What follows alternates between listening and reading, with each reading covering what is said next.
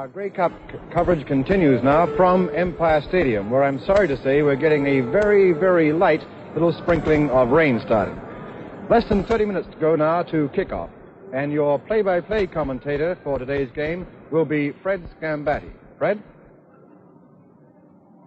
The Western champions from Saskatchewan meet the Eastern title holders from Ottawa in the 54th renewal of the Grey Cup game, coming to you today in color. The Saskatchewan Roughriders, who finished first in the Western Conference, have not been able to accomplish a victory in the national final despite 8 attempts. Their last bid was in 1951, when a team directed by Blackjack Smith lost to an Ottawa club coached by Clem Crow, and the score was 21-14. The 66th edition of the Eastern Riders also finished first, and this is the 8th time that a team representing Ottawa has appeared in the premier Canadian football game, and they've won on 3 occasions. Their latest conquest was in the 1960 game, a 16-6 win over Edmonton. The teams met once in the regular schedule, the Riders of Ottawa defeating Saskatchewan 18-8. And there's certainly the prospect of an exciting contest at Empire Stadium in Vancouver today. Both teams have excellent credentials for this game. Now, with the first of our pregame interviews, here's Ernie Afghani's. This is Ron Lancaster, the wonderful quarterback of the Saskatchewan Roughriders. And Ron, I know that everything's been pointed to this big game. I'd like to know how a quarterback feels before all this starts. Well, myself, Ernie, it's been a long week of preparation, and you go over everything that they might do and they might not do and everything else. And as for me, I'm glad the ball game's here, because now you get to go on the field and you'll find out. They tell me that some players have a special way to hold down the pressure and keep the butterflies down and relax. What is your way? Well, there's times when I get a little nervous at times, and there's not really any special way, but I usually like to go into a ball game relaxed and just feeling like, well, okay, we're here now, we're going to play. And that's it. Yeah. On the footing today, the field, well, a lot of people were wondering about it, wondering exactly how it would be. You've tested it. What do you think? I don't think it's going to be too bad. It's a little soft, sure, but we've had a lot of rain, but considering that, I'd say the field's in excellent shape, Ernie. Okay, Ron, lots of luck to you. Thank you. Thanks very much. Ron Lancaster, the quarterback of the Saskatchewan Roughriders, now to Nobby Workowski. Russ, does Saskatchewan have a weakness defensively, if any? Well, Nobby, they've been talking all week about their deep backs, but I've been watching them in the movies, and in the latter part of the season, I think they came along terrifically. And with Dale West back in there today, certainly they, I don't think, have any glaring weaknesses, as proven by winning this Western Conference. What do you anticipate offensively will work for you best? Well, Nobby, that's difficult to say. If they stick to their standard type of defenses, then we feel that possibly we may have to go inside a little bit more than we have against other teams, but they may come up with something different in anticipation of us maybe trying to work their inside a little bit more. You expect the big blitz from their line? I think so. I think in any game you expect it, especially when it comes down to this one final game. They're going to come on, the same as our team's going to try and go on their quarterback. So in other words, you think they'll try to take away your rollout? I think this is the idea. I think they have to do this. Now let me ask you another question. What will you counter with if they do? Well, we've got the material, we think. We're ready to go inside if they want to play wide on us. So this is what we just have to wait and see what they want to do, Nobby. Do you think that you can pass deep against them? Well, they play a lot of zone, Nobby, but certainly sometimes they relax a little bit, and sometimes they get confused. But in the latter ball games against Winnipeg, they played very well, as I say, and therefore we think it's going to be difficult to throw deep. Does Saskatchewan use a defense that's going to be complicated to try to take apart, or do they normally stay with a basic standard defense? They're basic, I think, in many respects. They don't go with too many different defenses, such as a team like Hamilton would. They play standard football, and they play it tough. And I think their strength is along their front wall and their linebackers. In Ekstrand and the other corner linebacker, they've got some terrific defensive corners, and this helps them a great deal in containing white stuff and putting the rush on when they want to. Good luck, Russ. Thank you, Nobby.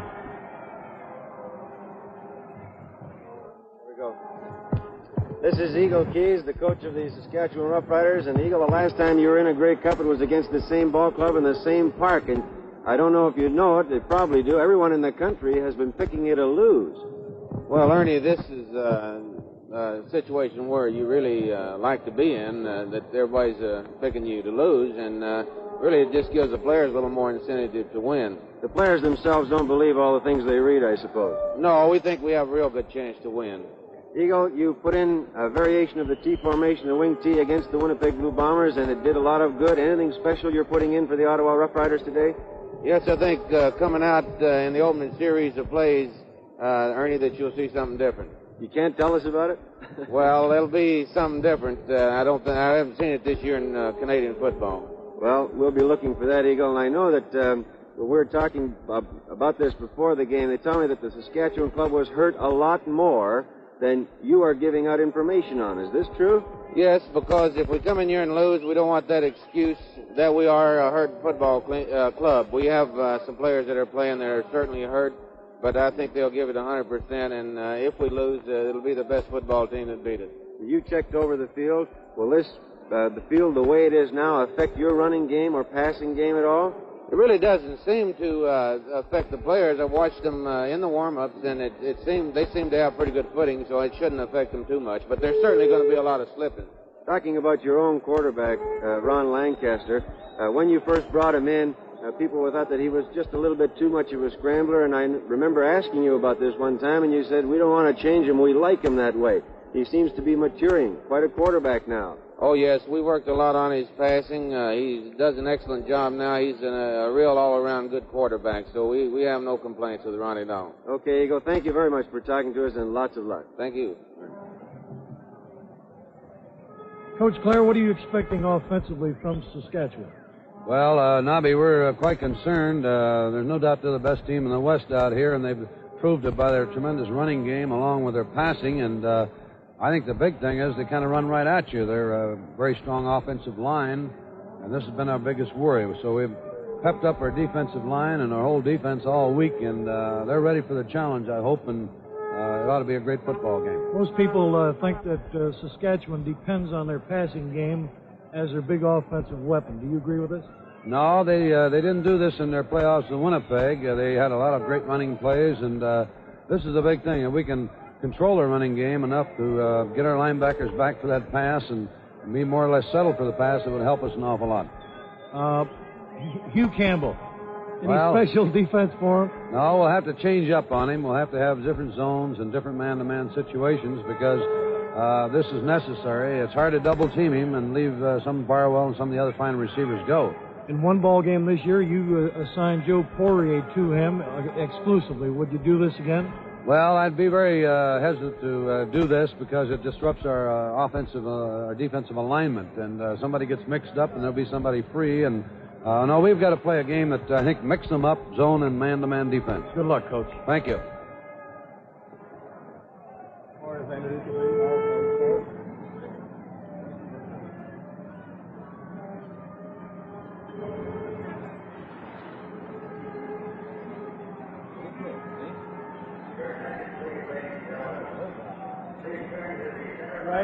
Gentlemen, these are your officials for today. I'm your referee, Alan Dryborough. Alan Dryborough, your referee. Mr. Seymour Wilson, line umpire. Mr. Don Barker, back umpire.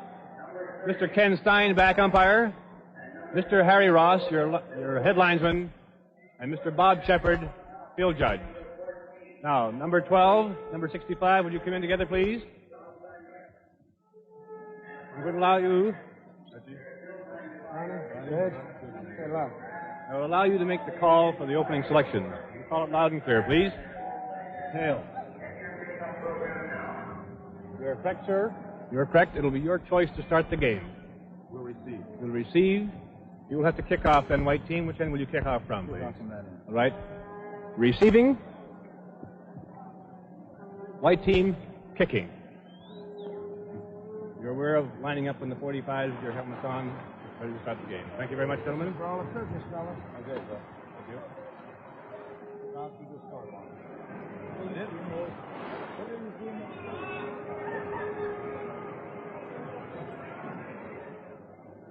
Johnny Esau is standing by for an interview with the commissioner of the CFL, G. Sidney Halter, who will be retiring at the end of this season. I think John is ready. Well, it's my pleasure to talk to Commissioner Sid Halter of the Canadian Football League. And Sid, this is kind of a sad moment for a lot of us, historic. It's the last Grey Cup game that you will officially oversee, and it's been a long and a sometimes turbulent but most successful 10 years in which you've been at the helm of the Canadian Football League. And on behalf of fans everywhere, congratulations on that work.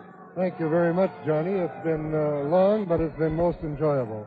And you know, this week has been, we've seen a great number of tributes from many people, fans, executives, to Sid, and all of it, of course, is so much deserved. And such words as respect and integrity and leadership kept coming up. And Sid, it gave us a lot of thrill to see those the varying kind of presentations that were made to you, and I know that did come as a surprise in many cases. I began to suspect, Johnny, that they were glad to get rid of me. Well, as Jack Wells says, and when they were saying all those nice things, if he's so good, why are you letting him go? But it's been a long and a difficult 10 years, and football has come a long way in that time. I think it has, Johnny. I think it has. In that time, probably the most difficult decision, maybe the most difficult decision ever made in Canadian sport, was back in '62. The decision you made in the Fog Bowl game. Was it as difficult to you as it seemed to us? Actually, that was not a difficult decision. I had been apprehensive about fog when we played games in Vancouver. I had devised a plan on which I would proceed in the event fog stopped the game. And when we suddenly met it in Toronto, I proceeded along that plan. It was as simple as that. But did it seem as difficult to you as it did to us, really? I mean, in retrospect now, did your opinion of that decision change at all? Not at all, not at all. One thing, Sid, I've heard you comment in years gone by that you would see the better game when your officials do less. In other words, the less we see of the officials, in your opinion, the better job they were doing. Do you still feel that way? Well, there was a primary principle that the best officiated game was one in which you did not notice officials. And I hear a lot of complaints about officials being seen so frequently on television. Well, in fact, Johnny, it's only because of the demands of television. You have the camera center on a referee immediately after a call is made, and he is instructed for the purpose and for the benefit of viewers to accentuate his signals so that announcers and broadcasters know exactly what is being called. And the criticism is most unjust and unwarranted by reason of that fact. Sid, we hope that things will continue in the next 10 years as they have in this 10 years, and on behalf of myself personally, all our people, the fans and everywhere, congratulations on the job you did for Canadian football. We hate to see you go, but I know we won't have to look very far. You'll be there in the stand. Thank you very, very much. Thank you very much. Sid Halter. The 1966 Miss Grey Cup contestants. Beautiful young ladies, with the winner, Miss Delanne Young, Miss Toronto Argonaut. Miss B.C. Lyons, from your right, Sandra Hislop, 5'7", a brunette from Vancouver. Miss Calgary Stampeders, Wendy Allen. Miss Edmonton Eskimo, Margot Dunlap. Miss Winnipeg Blue Bomber is Myrna Klusowicz. There's Margot Dunlap there. And Miss Blue Bomber, lovely young lady, 5'8". And she says she just loves folk music. Miss Ottawa Rough Rider, Hendrika Steenbakers, 5'5½", a pretty young blonde. She's a skier. Miss Montreal Alouette, Lynn Aston of Montreal, 5'6", a blonde, and she works in the bank. The second runner-up is Marion Harris, Miss Hamilton Tiger Cat, 20 years old, 5'4", light brown hair, and she goes to the University of Western Ontario. The first runner-up, Joanne Martin, Miss Saskatchewan Roughrider, 19 years old, 5'5", brown hair, and she's a real Rough Rider fan. And, of course, the winner, Miss Grey Cup, Delanne Young, Miss Toronto Argonaut, 18 years old, and she says she wants to go to the University of Toronto. She's in grade 13 right now. She loves all sports. She doesn't really know what she wants to do in the future. The 9 Miss Grey Cup contestants. 2 runners-up to the side of Delanne Young, Joanne Martin and Marion Harris. These young ladies had a wonderful week.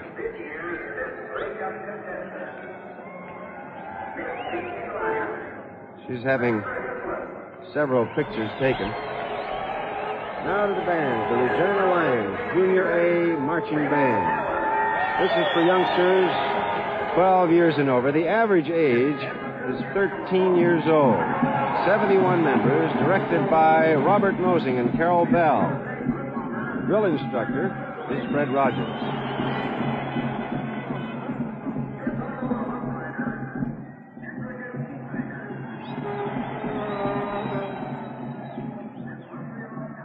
Junior A Marching Band has performed over 20 halftime shows at the Saskatchewan Roughrider Football Club. Sparkling colors, white and green. They're getting quite a hand.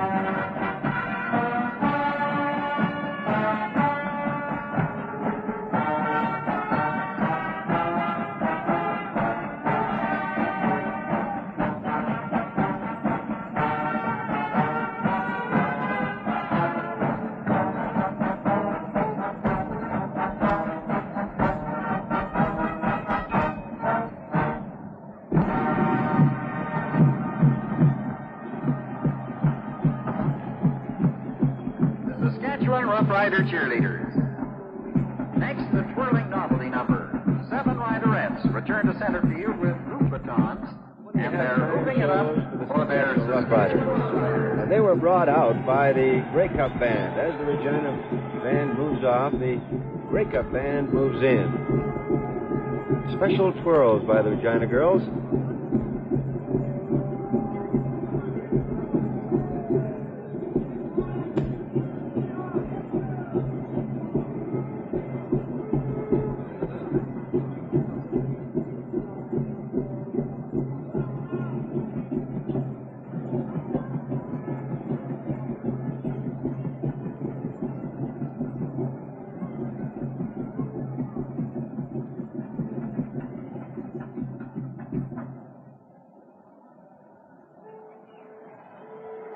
Crowd loves it. Now to the Grey Cup band and the Grey Cup Lionettes. This band is directed by Dal Richards, and the choreography is by Grace McDonald. A veteran band, their 4th Grey Cup, and they have performed over 100 halftime shows. 60 members of the Lionettes coming on the field now. This is a wonderful group, well coordinated. The band has a total of 55 members.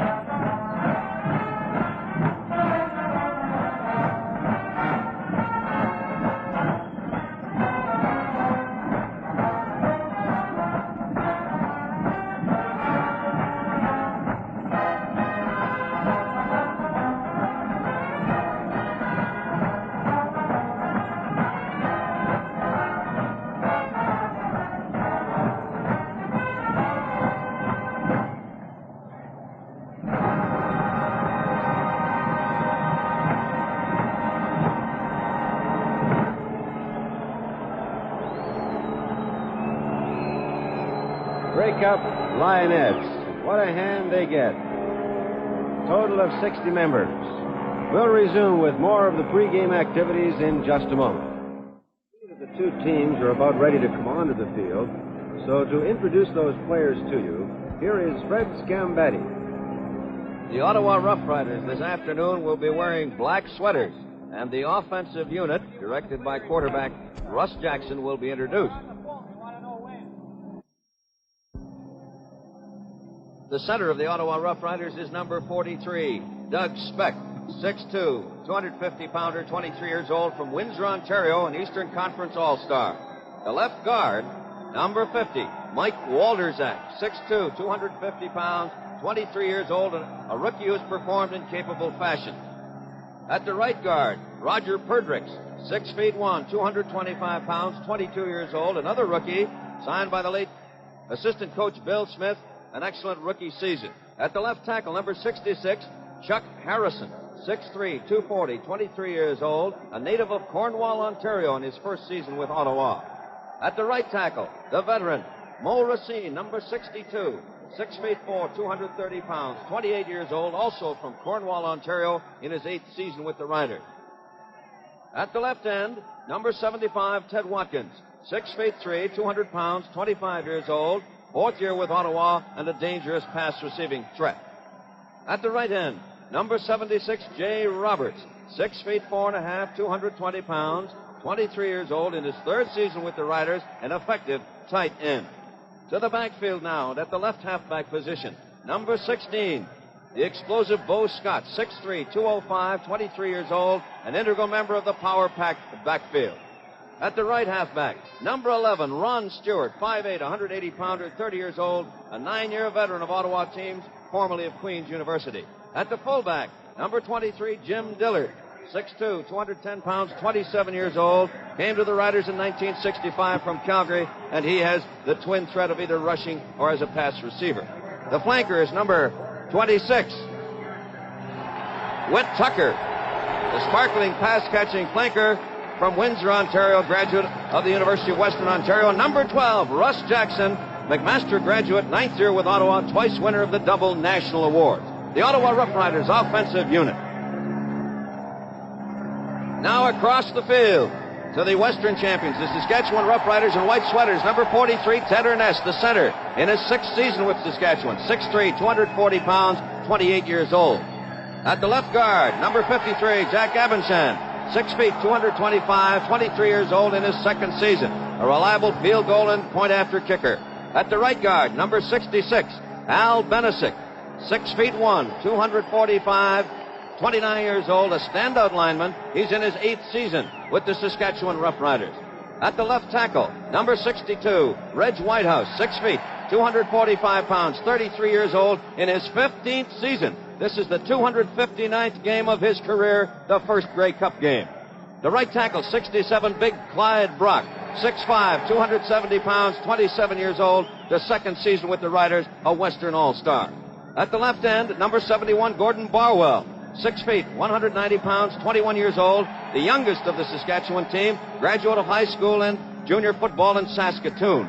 At the right end, number 72, Jim Warden, 6'1", 230 pounds, 24 years old, a tight end who's regarded as a punishing blocker. He's in his 3rd season. At the left halfback, number 25, Ed Buchanan, 6 feet, 186 pounds, 26 years old. Hobbled by injury through most of the season, he played in the 2nd final game, and he has the threat of outside running or passing. The right halfback, number 21, Alan Ford, 6'1", 193 pounds, 23 years old, born in Regina, offensive back and punter. The fullback, George Reed, number 34, 6 feet, 205 pounds, 26 years old, probably the most talented at his position in Canada. The flanker, number 31, Huey Campbell, 6 feet, 185 pounds, 27 years old, established the CFL record for touchdown passes this season at 17, and he led the Western Conference in scoring. At quarterback, number 23, Ron Lancaster, 5'10", 180 pounds, 27 years old, the Western Football Conference All-Star pivot this year. The Saskatchewan Rough Riders offensive team, the 1966 Grey Cup player introduction.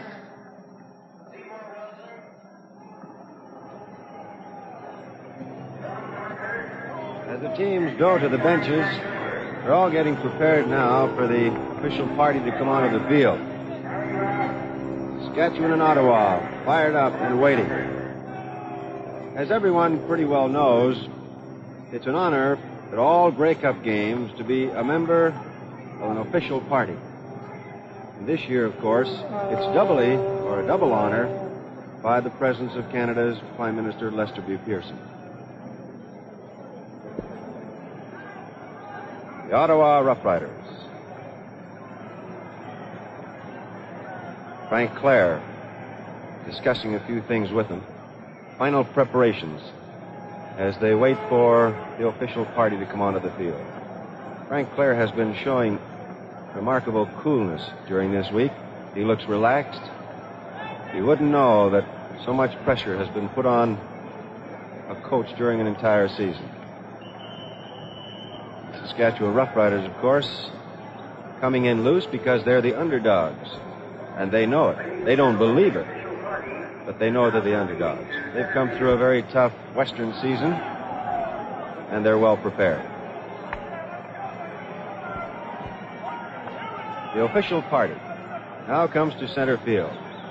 It is made up of course, the Prime Minister of Canada, Lester Pearson, the President of the CFL, Ted Workman of Montreal, the CFL Vice President, Alan McEachran of Vancouver, the CFL Commissioner, G. Sidney Halter, the Lieutenant Governor of Saskatchewan, Mr. Hanbridge, QC, Mayor William Rathie of Vancouver, Mayor Baker of Regina, Mayor Reid of Ottawa, and, of course, Miss Grey Cup, Dale-Ann Young of Toronto.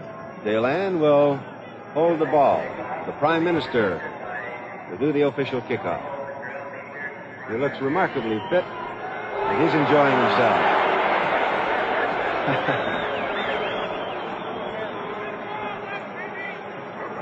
The official kickoff ceremony has been completed. He didn't like that kick. Stand by for the opening kickoff. It'll be coming up shortly.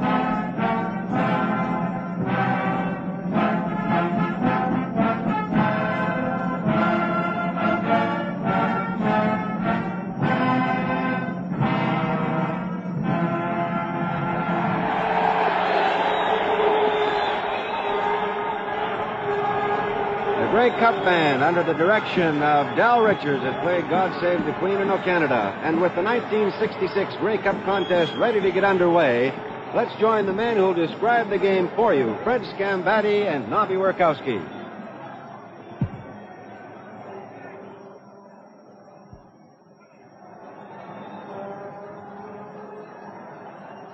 Our broadcast location on the west side of Empire Stadium. Saskatchewan will defend the zone to my right, the south end. They're white sweaters, green pants, green helmets. The Ottawa Roughriders in black with Gene Gaines, number 22, Bo Scott, number 16, underneath the new novel goalposts in the gold zone to our left at the south end. The weather, 45 degrees, possibly a little higher, very little wind, slight rain. The lights have been on at Empire Stadium. Referee Al Driver of Winnipeg signals time is in. A Benson kicks off. Bo Scott on the 2. Out to the 20, 25. Bruce Bennett, number 1 there, along with DeMelli, after Benson had slowed him up on the 63-yard kickoff and a 31-yard return. And now the offensive unit, the Ottawa Roughriders, wearing their black sweaters, under the direction of number 12, Russ Jackson. 1st and 10 at the Ottawa 33-yard line. Saskatchewan setting up with a 4-man front. Doug Speck is over the ball. Tucker goes wide to the far side. They give us to Dillard, and number 50, Wayne Shaw, moves in for the tackle. Nobby? And if you notice, Russ Jackson used basically the same formation that he used in last week's Hamilton game and got motion coming back to the short side. So evidently they're going to try to spread them out to the wide side and then come back to the short side of the field. There was an offside on the play. The Saskatchewan Roughriders offside. The Ottawa Roughriders accept the 5-yard penalty. It is 1st and 5 with the ball at the 39. Ottawa won the toss and elected to receive. So this first series of plays, the first opportunity to score, belongs to the Ottawa Roughriders. They're 1st and 5. For the backfield of Dillard, Stewart, Scott, and Tucker. It is Dillard again. A similar play as he cracks out to the 42-yard line. McWhorter, number 61, coming up from the bottom of the pile, along with 79, Gerhardt. The gain was 3. Fred, I'm sure what Russ Jackson is doing, he's using safe plays and attempting to find out exactly what type of defense Saskatchewan is going to give him. It is 2nd and 2 with the ball at the 42. Gerhardt, McWhorter, Ernest, or rather Atchison, Reed, and Ekstrand along the front line. Mo Scott, and he may be short of that first down. McWhorter's charging in, number 61. He was a star in the Western Conference Finals against Winnipeg. McWhorter, 6'4", 260 pounds. Referee Al Dryborough looking over across the way. The yardstick's on the far side. It is a first down. The officiating team of Al Dryborough of Winnipeg, Seymour Wilson of Hamilton, Don Barker of Vancouver, Ken Stein of Vancouver, Harry Ross of Montreal, and Bob Shepard of Toronto. 6 officials. Number 77 right in the middle, Dempsey. 26 on this side is Dumelli. 27, Dushinsky on the far side. Flag on the play. Stewart. Garner Ekstrand, number 75, moves in. We'll wait for the official indication. Flag thrown by the official on this side of the field.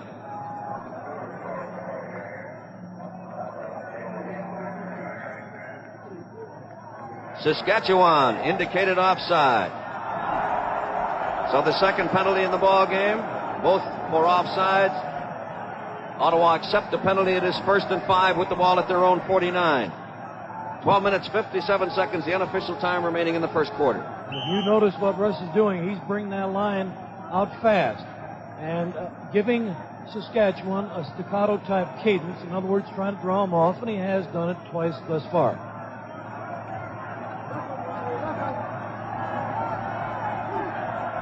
Jackson getting good protection. For Whit Tucker, the arrow complete at the 15. Touchdown!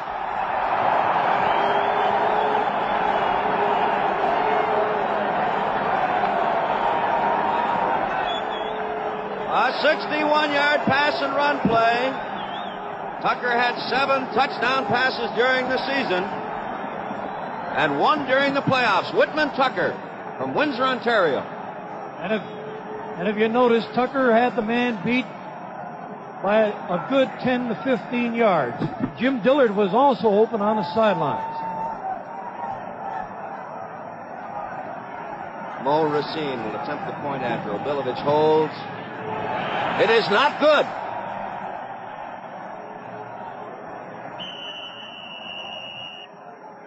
There's a pause in the action. And at the 2.5-minute mark, here are those tuning fork goalposts. Racine. That's a good one. Ed Buchanan at the 4. Out to the 25. And pulled down is Bob Obilovich. Pulled his feet out from under him. A 21-yard return on the 61-yard kickoff. And it is 1st and 10 for Saskatchewan. They come out with the ball on their own 25-yard line. Ottawa setting up. Ron Lancaster directs the attack, and there are 3 men flanked to the far side. 2 flankers and a split end. Campbell wide to this side. Lancaster, a hitch pass to Buchanan. Gilbert is right there and brings him down. He refused to be taken out. Billy Joe Booth coming in to assist, the defensive captain, number 65. A 4-yard loss in the play, 2nd and 14. The ball going back to the 22. Ottawa setting up.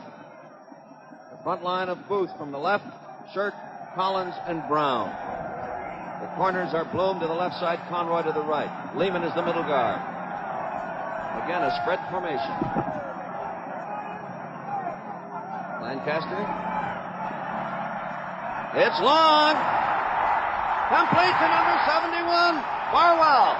And he's brought down by Gilbert. And the ball goes into the Ottawa 42-yard line.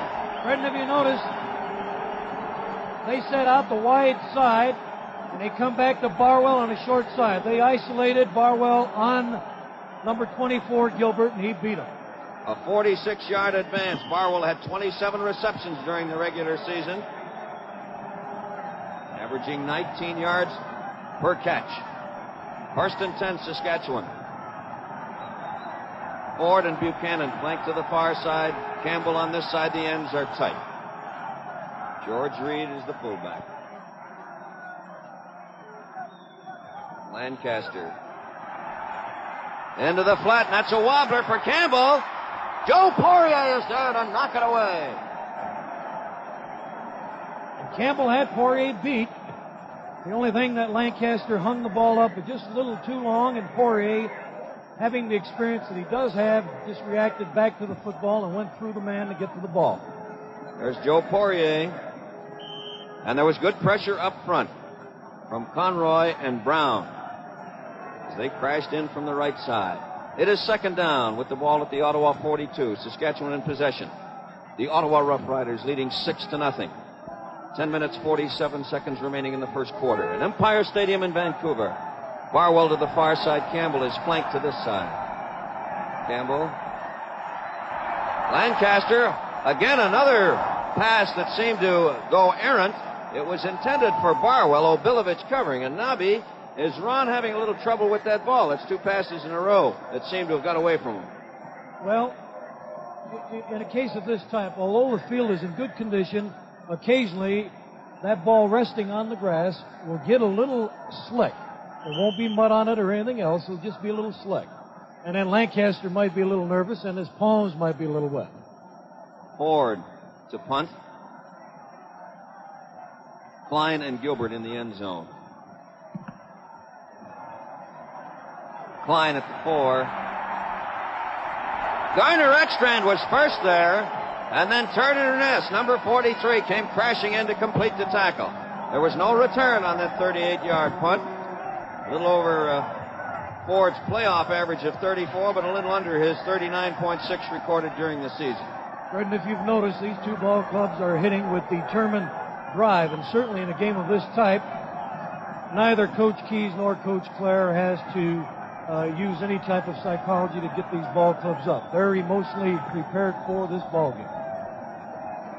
Dumelli, Fawcett, Bennett, West and Jashinsky are out there. Ron Stewart gets up to the 9-yard line before he's brought down. Number 77, Dempsey, the principal tackler. It is 2nd down. Almost 5 yards the advance. 2nd and 5.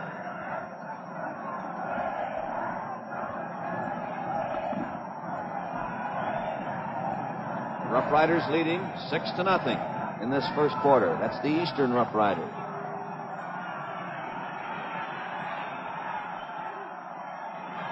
Jackson has the football. Number 61, McQuarters, crashing across,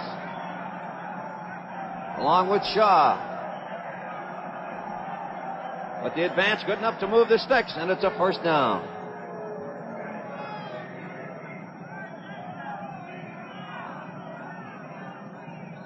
The ball at the 15-yard line as Saskatchewan set up. 26 Dumelli, 79 Gerhardt, 50 is Wayne Shaw. Look at some of the 36,000 plus who are in attendance at Empire Stadium in Vancouver for this National Football Final, being brought to you in color.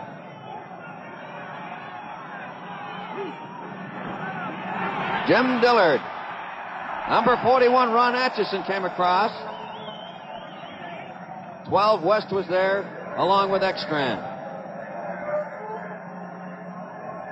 Fred, if you notice, Jackson continues going to the short side of the field. The reason for this being that Saskatchewan is overloading to the wide side of the field, and he's trying to get to their weakness. The gain was 2, 2nd and 8. Ball at the 17.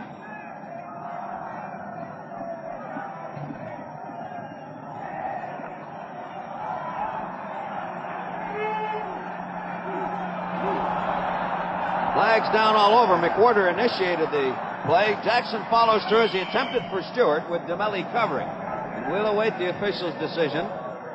Earlier, Ottawa had benefited from 2 penalties for offside. Now let us see what the call is.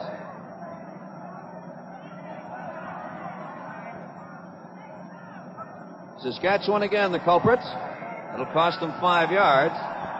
So it'll come on for a 5-yard advance.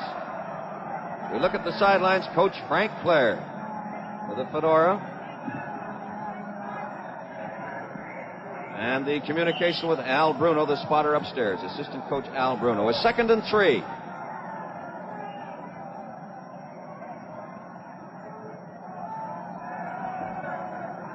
Shaw, Gerhardt, McWhorter, Atchison, Reed, and Ekstrand along the front with Dempsey, 77, the linebacker. It is Bo Scott. He evades Dumelli. Cossett comes over with an excellent tackle. Bob Cossett, a defensive all-star in the Western Conference. It is a first down.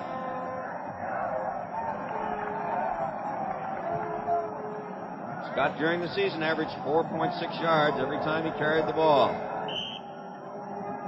First down with the ball out beyond the 25-yard line of the Ottawa Roughriders, who appear intent on using up as much time early in the game here by keeping the ball on the ground outside of that one scoring play for 61 yards. Now Russ Jackson. For Watkins, incomplete, loose. Double coverage down there with Weston Cossett. Abby? If you notice, Cossett is a little shaken up. And you saw the determination of Cossett to react to the ball. And this is a great thing because certainly without the deep pass defense that the Saskatchewan Roughriders have, that pass would have been complete. 25 years old, 5 feet 10, 185-pounder in his 3rd season, Bob Cossett, number 24. So it comes back as a 2nd down just outside the Ottawa 25. They lead 6-0. 6 minutes, 31 seconds remaining in the first quarter. Russ Jackson spreads his offense. McWhorter's again. But an offside. Atchison also going through. Gerhardt making the tackle.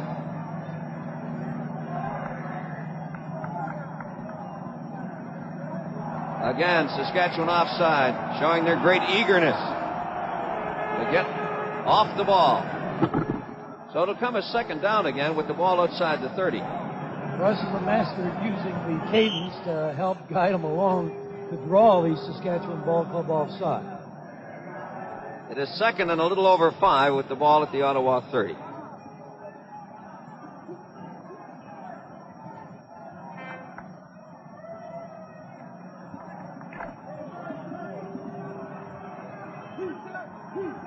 Jackson. Intercepted by Dale West. He's got an escort of Bruce Bennett. And Russ Jackson knocks him out of bounds. But there's a great play by Dale West. A 38-yard return. Saskatchewan had 17 interceptions during the season. And that is the first of this season for Dale West. A mighty important one indeed, and it gives Saskatchewan an excellent scoring opportunity. Fred, what happened was Ted Watkins, was going out the sideline. He tripped over Duzinski. First down at the 8, the Saskatchewan Roughriders. George Reed cracks into the middle. And number 63, Ted Collins, moves in to make the tackle. And Reed, as I mentioned in the pregame introduction, probably the most talented at the fullback position in Canada. Gained 1,409 yards during the season, and the Ottawa Roughriders in their black uniforms fully aware of it. The ball at the 6. The gain was 3. Second and goal. Center Ted Ernest, a Western Conference All-Star this season, over the ball. Lancaster still has the football. Touchdown! Warden, Jim Warden.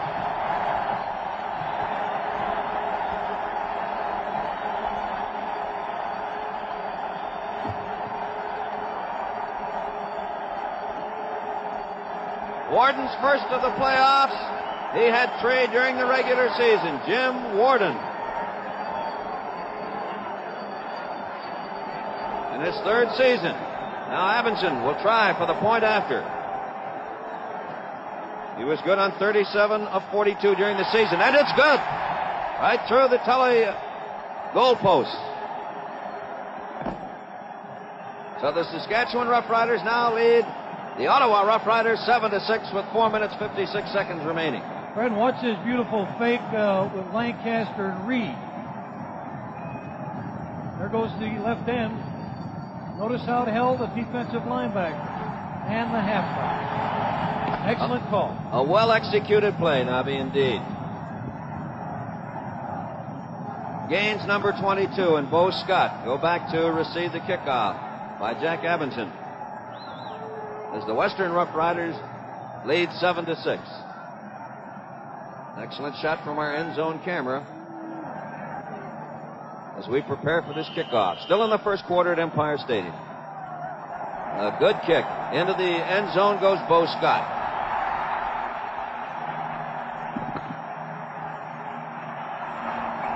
Gets out to the 15-yard line before he ran into a traffic jam. Number 64, Beenan, along with Ekstrand and a Benson in there.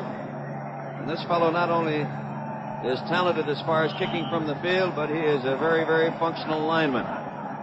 First and 10 for the Ottawa Roughriders at their own 15. Saskatchewan leading Ottawa 7-6. Ron Stewart goes wide to the far side.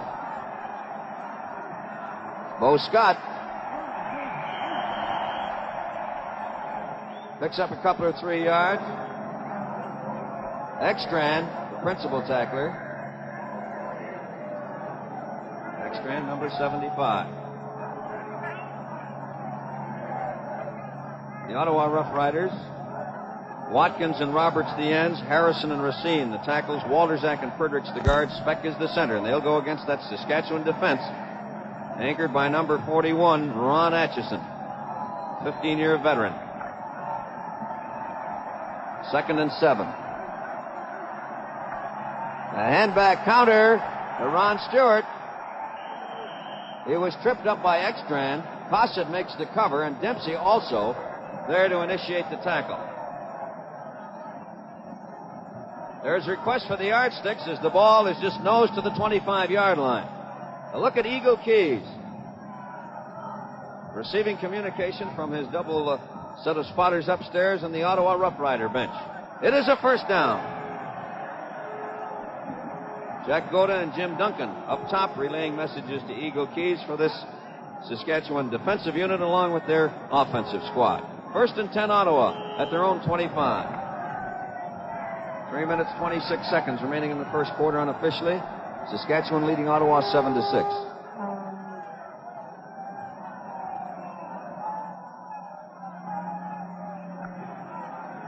Tucker's flanked to the far side. Dillard in motion. Scott has the football. Number 50, Wayne Shaw moved in. Refused to be taken out of the way by blocking. Restricts the gain to approximately. Eagle Keys has made his point on the sidelines. 1960 was the last time Eagle Keys was here. And he now has removed Woloziuk and reinserted Cosset number 24. So whatever repairs were needed. Second down and 8. Ball at the 27-yard line of the Ottawa Roughriders.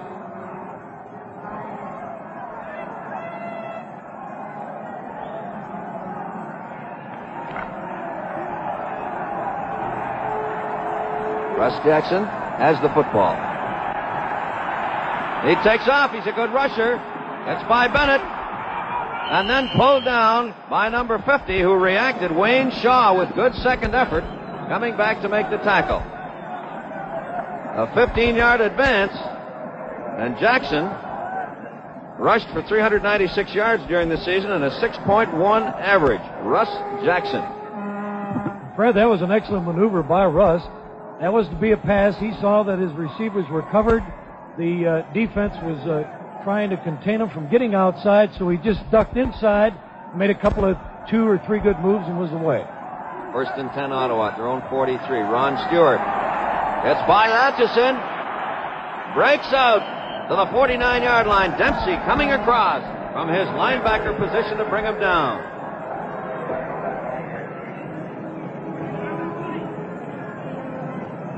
Stewart, 180-pounder. And when he hits into you, it feels more like he has an extra 20 or 30 pounds going with it.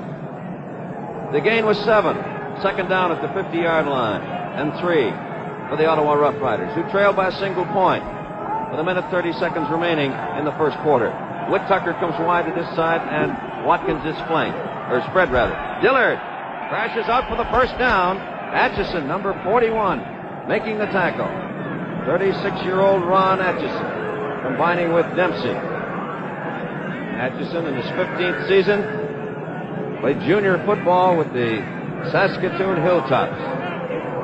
It is first down with the ball at the Ottawa 54. Saskatchewan setting up.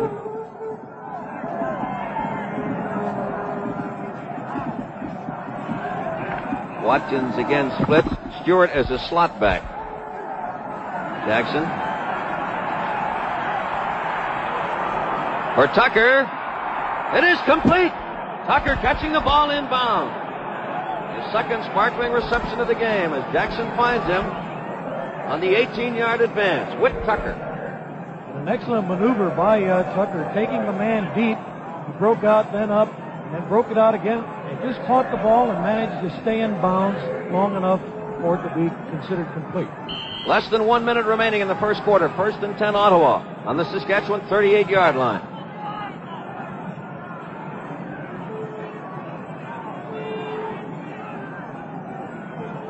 An overcast day, rather mild at Empire Stadium. Bo Scott.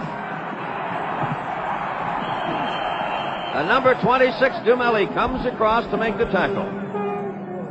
Larry Dumelli, 190-pounder, taking on Scott, big 205-pound back of the Ottawa Roughriders. The gain was a yard, second and 9.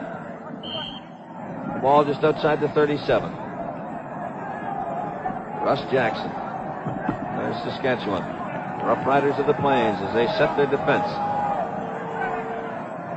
West, Bennett, Cosset, and Dumelli, the 4 deep. Dushinsky has moved up. Russ Jackson. Ekstrand is after him.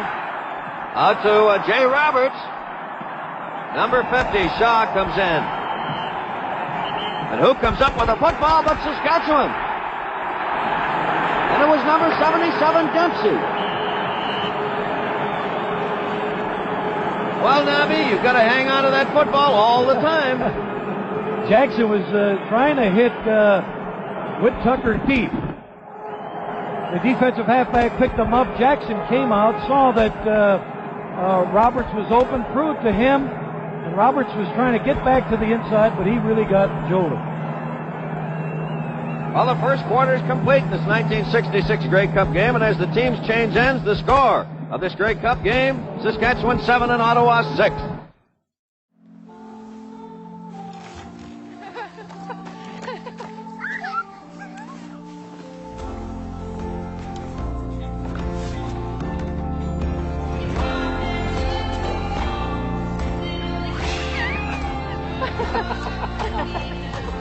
Here's to the everyday things that end up being everything.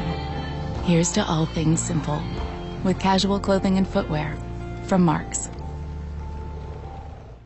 Ready to commence the second quarter of play. Fred Scambatti at Empire Stadium in Vancouver, along with Nobby Wierkowski, Art Darch, and Ron Andrews. Saskatchewan, 1st and 10. At their own 33 after recovering a fumble. Lancaster directing the offense. Ed Buchanan. A block from Benesett. Gilbert comes over to drive him into bounds.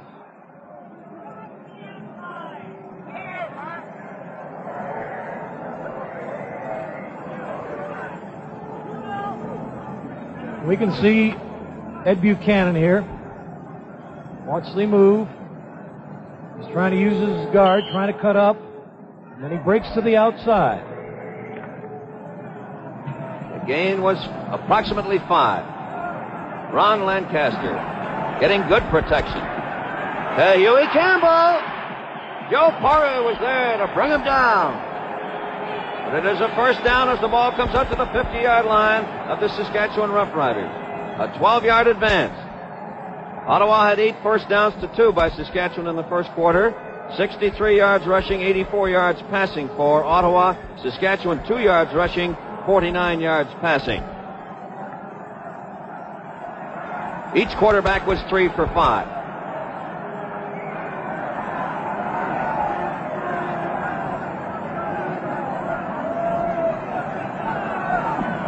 George Reed. Billy Joe Booth, after Shirk had taken a shot at him at the line of scrimmage. Billy Joe Booth, the principal tackler. And that was being off tackle play. We'll see him cut back to the inside. Here he comes, he gets the ball. Now, you see the move there? Watch the drive. Pick up that extra yard. 2nd and 6, the ball in Ottawa territory, just on their side of center field. No slow motion plays, graphically showing us just what happened. Ed Buchanan. Number 22, Gene Gaines, the rover, coming over. And a little flare-up as that ball was shot smartly back at Obilovich. Referee Al Dryborough wants to take a good look. The ball is at the 50, and they'd have to get it into the 49 for a first down. It'll be 3rd and 1. And now what will Eagle Keys do? Can he afford to gamble with the ball in this field position? Just a little over a yard. Number 16, Dorsch, is coming into the game. Henry Dorsch. Buchanan is out. Ekstrand coming in, and number 71, Barwell, departs for the bench.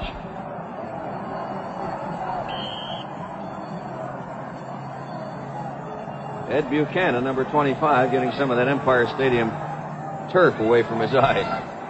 Specks of it anyway. A gap 8 along the front. Lancaster will try for the 1 yard.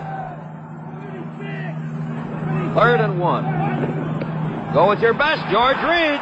He has the first down. Gene Gaines making the tackle with help from Klein. Let's look again. Let's see the drive, the power, as Reed breaks through. There it is, he gets the football. Now watch. 2 immovable objects meeting one another.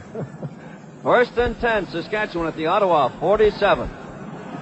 Campbell flanked to the far side, and Barwell is a split end on this side. Ford is a slot back, number 21. George Reed again. Tripped up by Marshall Shirk, and then Kenny Lehman coming in to complete the tackle.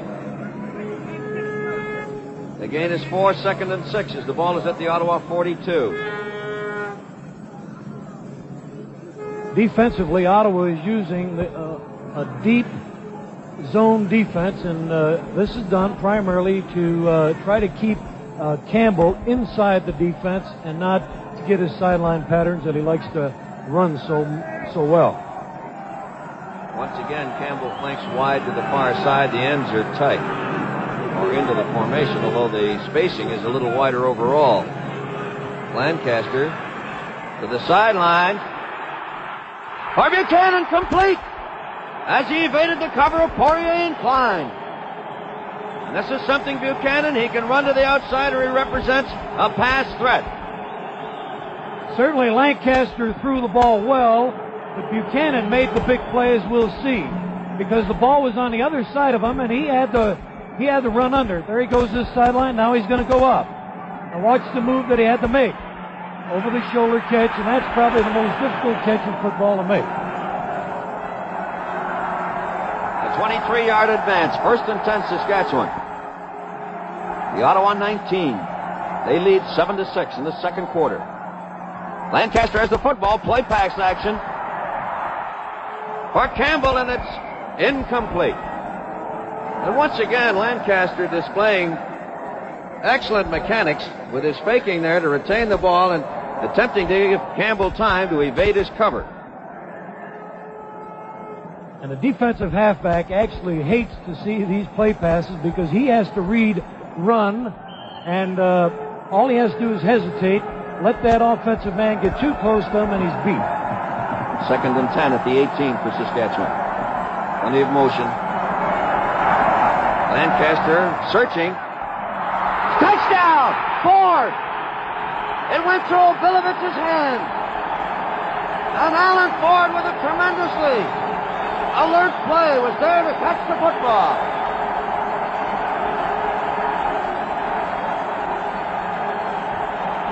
Well, a bad break for Obilovich, who's an excellent defensive back. And a good one, a good play. Number 21, Ford. There he is. Alan Ford. Abenson sets the kick.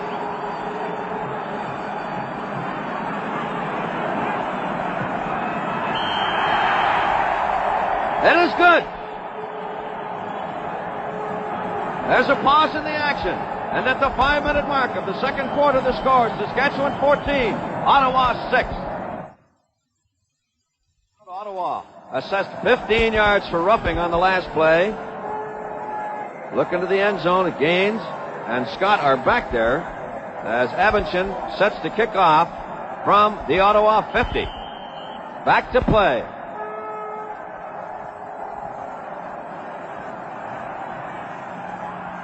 Gene Gaines from Peter Thompson. Number 77 there first, and that was Dempsey along with Bennett making the tackle. 48-yard kickoff, 23-yard return. Let's look at that play, Nobby. Here it is. Watch Obilovich go for the ball. Just a little too high, went right through his hands, and Ford made no mistake with the ball. 1st and 10 for the Ottawa Roughriders at their own 25 as they trail 14-6 with 10 minutes and 15 seconds remaining until the halftime intermission. And a tremendous show at halftime, I'm sure. Russ Jackson drops back. Still searching, and it's for Whitman Tucker. Complete. At the 25, he evades West. Touchdown. An electrifying play. 85 yards. Second touchdown for Tucker of the game, combining with Russ Jackson. Fred, here we have Tucker on the isolated camera. Now watch. Really, he's not to be the pass receiver. Then he sees Jackson come out of the pocket, and immediately he breaks free. So really, it was a makeshift play. A great move by Tucker, and certainly a perfect pass by Jackson. Such are the moments of greatness manufactured. And we saw West just miss him, and Tucker with his great speed just broke loose. Now the try for the extra point. We'll all look at it through the telepost. Mo Racine. It is good. So Racine with his first conversion of the Grey Cup game. Saskatchewan 14, Ottawa 13.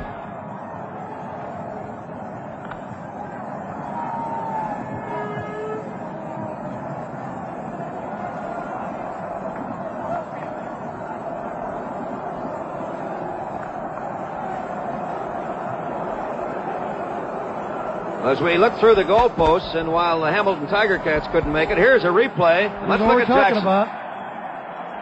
It's another look at it. What a play. Well worth seeing again. And only because of Jackson's ability to be able to get away from the big rush that Saskatchewan exerted on him. One of the 24 footballs on hand for this game has departed the scene. A fan has it. Ed Buchanan has this football after the kickoff. Gene Gaines brings him down at the 24-yard line along with Gilbert. A 24-yard return of Racine's 65-yard kickoff. The ball comes nose to the 25-yard line. The Ottawa Roughriders now dig in with their defensive unit. Saskatchewan 1st and 10, and they lead by a single point.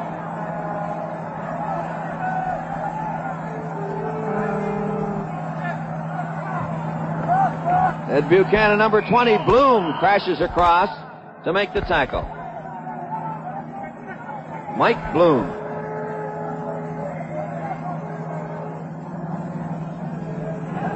Coach Eagle Keys, Garner Ekstrand.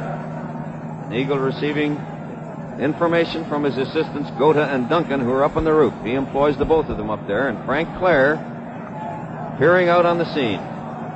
Trainer Art Sargent in the background.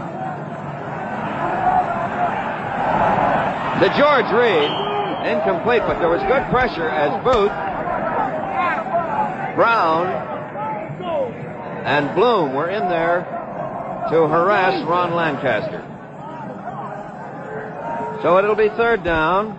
The punting team replacements come on as Klein and Gilbert drift back to their own zone inside their own 50. This is Ford's second kick. Alan Ford. Ottawa have not yet had to punt from scrimmage. It's Gilbert. Oh, and Jack Amundsen came crashing through. Example of a football player this fellow is. A Western Football Conference All-Star. A meager 2-yard return on the 28-yard punt, and Ottawa are 1st and 10 inside of the Saskatchewan zone, just inside center field. Saskatchewan setting up. 14-13. Saskatchewan leading Ottawa. 8 minutes, 29 seconds remaining until halftime. Whit Tucker goes to the wide side. Stewart to this side. Watkins is the split end to the right. Motion. Russ Jackson.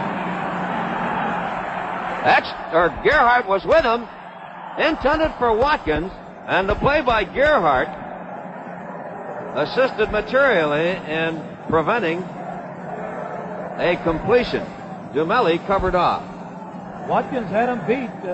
Fortunately for Saskatchewan, Gerhardt came and exerted tremendous pressure on Jackson. Jackson is 4 for 7 and 169 yards. Of course, those two explosive plays to Tucker, both for touchdowns. It is 2nd down.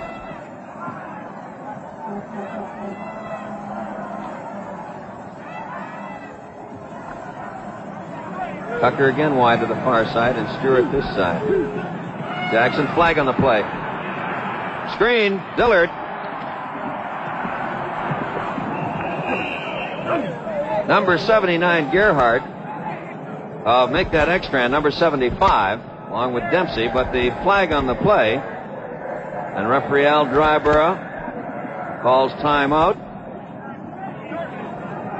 It is an offside against the Saskatchewan Roughriders, who continue to display their eagerness along the wind line. Their 4th offside. Russ Jackson, there's an excellent look. McMaster University graduate who turned his back on a Rhodes Scholarship, stay in Canada, pursue a football career, vice principal of a high school in Ottawa. Here is the call. Saskatchewan are offside. It was 2nd and 10 from just inside center field, and now it'll be 2nd and 5 from just inside the Saskatchewan 50.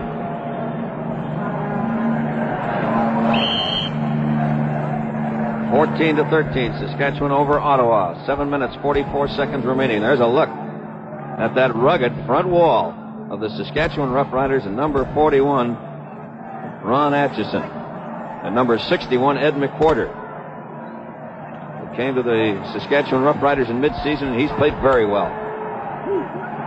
Jackson to Dillard, who falls in that ball.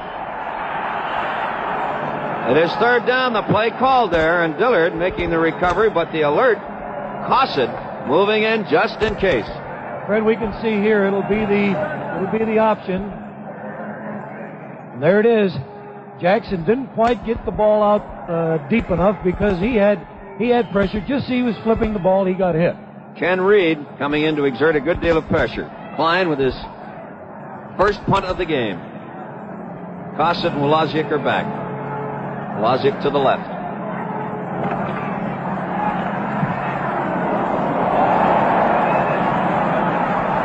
That's Cosset.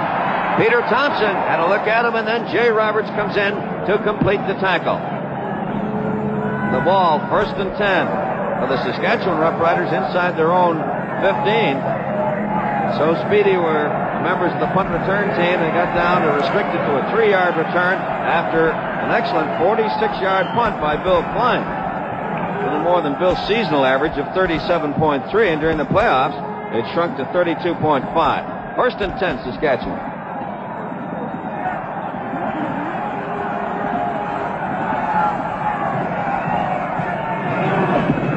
George Reed.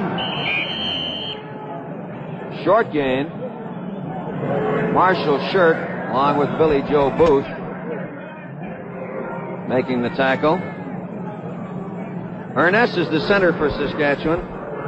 Benson and Benesic the guards. Whitehouse and Brock the tackles, with Barwell and Warden the ends.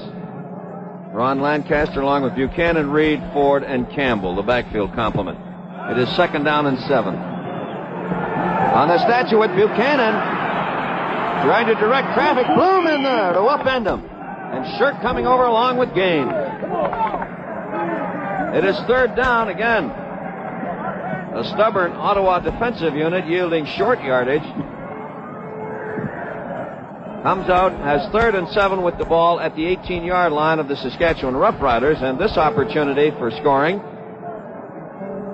prevented by Ottawa as Saskatchewan will punt once again. The punt return pair of Gilbert to the near side, Klein to the top of the screen.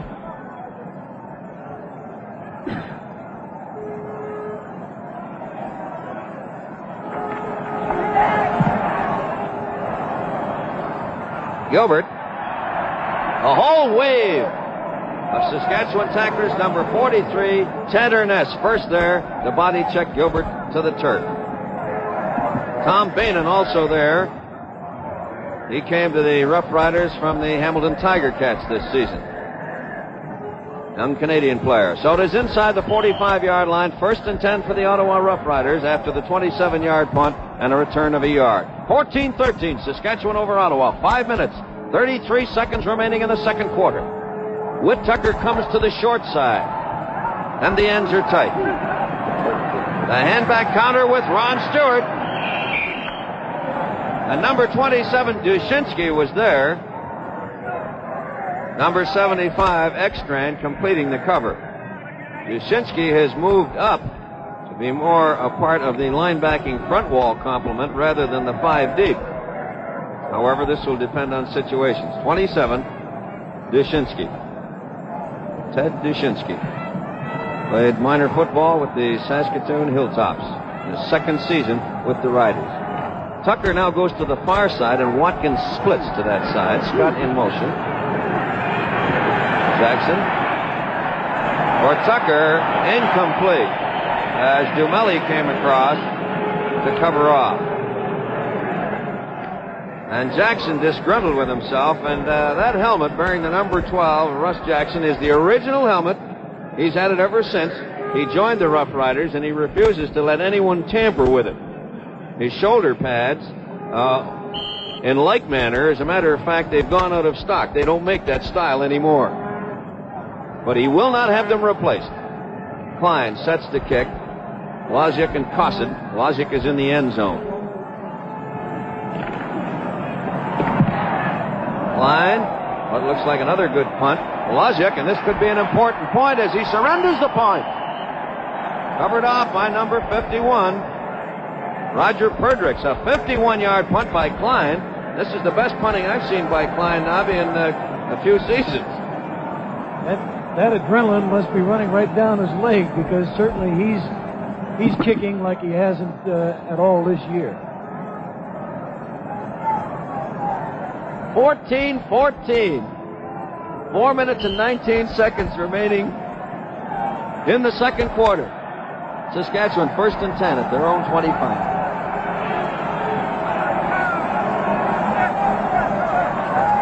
George Reed, and despite a considerable amount of traffic, he picks up 5 yards. Conroy coming in, number 25, along with number 60, Bob Brown. Just while we have a moment here, I'd like to salute all our shut-in friends. Those are on the sick and ailing list, along with the rest of our viewers from coast to coast in Canada who are with us for this game from Empire Stadium. An extravagant fake by Lancaster to Warden. Complete. Gilbert and Gaines making the tackle. Jim Warden. Nobby, another fine reception. We've seen a lot of them in this game, but my, oh my, a 42-yard advance. Fred, let's have a look at that now. There's a little confusion here with Buchanan and Warden. He gets knocked off. Well, maybe we can't see it. Right in there. Just enough to delay Gene Gaines from covering Warden. Warden, 28 receptions during the season. It is first and 10, the Saskatchewan Roughriders at the Ottawa 38.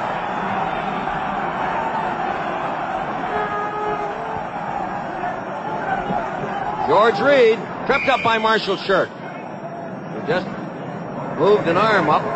It was not in illegal fashion, but he just moved an arm up and brought him down. And look at that giant balloon there.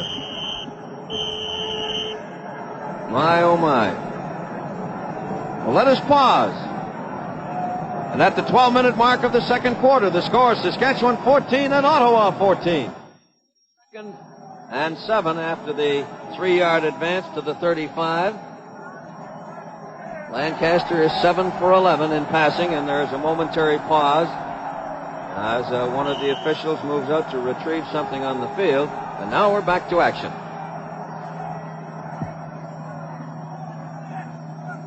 Lancaster in a good protective pocket. For Campbell, incomplete, and it was tipped away. Conroy, and then Lehman moving across. And it goes as an incompletion. Fred, we can see here Huey Campbell with that usual gait, picking out the open area. There, Conroy just tipped it, and Campbell just failed to hold on to the football. But he picked out the open area. It is third down. A Benson. Ron Lancaster will hold, and he is in excellent position as far as his direction away from those posts. It'll be from the 42. A Benson. It is not good. Gilbert at the goal line. Clyde Brock, number 67, drives him to the turf.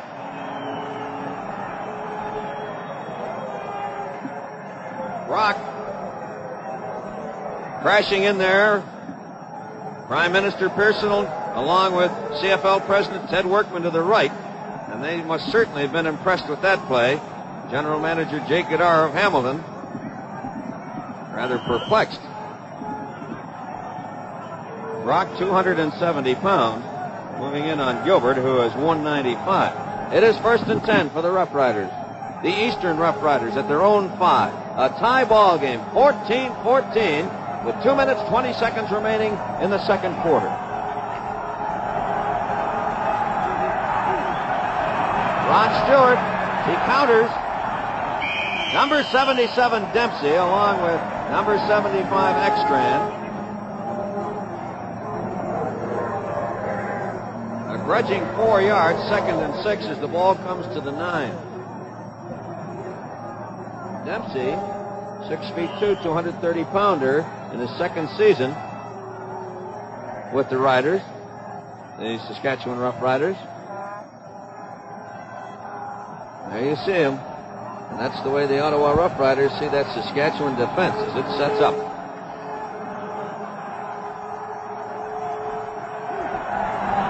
Russ Jackson with the football. For Tucker again, with Dumelli shadowing him down the field. Her 26s. So it'll come back as third down. And Nobby, Klein has had two excellent punts. This is a time where one would stand Ottawa in good stead. Certainly, because he has to kick Ottawa out of their own end, because if he fails to get a good one here, Saskatchewan will have good field position, and I'm sure Lancaster will attempt to put the ball across that goal line rather than just play and run out the clock. Wolaziak to the left, Cosset to the top of your picture, and you'll see it from the end zone camera as Klein sets to punt.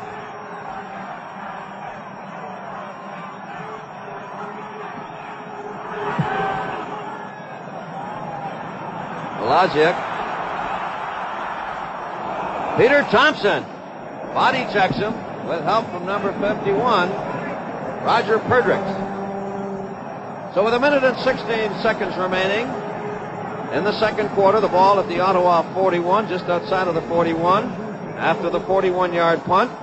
11-yard return by Wolaziak. Valuable return by Gene Wolaziak. Former Winnipeg Blue Bomber who was with them in 1957 in a Grey Cup game. That was the last Grey Cup game played at Varsity Stadium in Toronto. Ron Lancaster, as the crowd enthuses. Look out for Booth! Billy Joe Booth, number 65, persisted to get around the defensive pocket. Nobby, that was a fine play by Booth. There's no doubt he came and he pursued the football, because if he hadn't made the tackle, I think Lancaster would have gotten outside of the defense, and certainly anytime the quarterback is outside, the defensive halfbacks are going to have to stay with the pass receiver just a little closer. 2nd and 22 after Saskatchewan sustained a 12-yard loss on Booth's fine defensive play.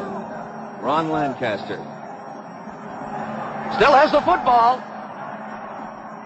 Screen to Warden. And Mike Bloom fought off a block to make the tackle.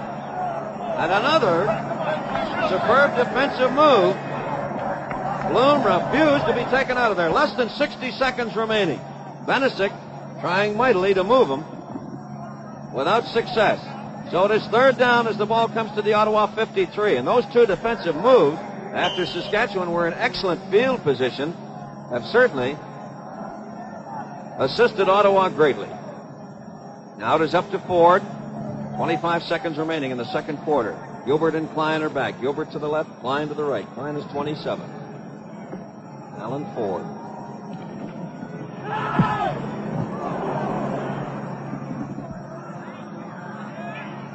Gilbert stops the clock as he steps out of bounds with Gerhardt right there.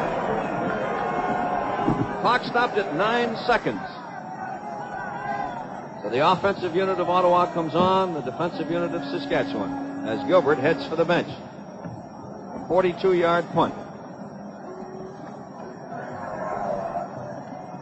Bob Quintrell and Bob Switzer will be on hand at halftime to bring us all the detail of what I'm sure will be a sparkling halftime show at this 1966 Grey Cup game at Empire Stadium in Vancouver, being brought to you in color. First down with the ball at the Ottawa 12. Jim Dillard. McWhorter stopped him up, and then Dempsey moves in. That completes the first 30 minutes of play in this Grey Cup game. With the score, Ottawa 14, Saskatchewan 14, and we'll return to the Grey Cup activity at Empire Stadium. And now, ladies and gentlemen, the Prime Minister of Canada, the Right Honourable Lester B. Pearson.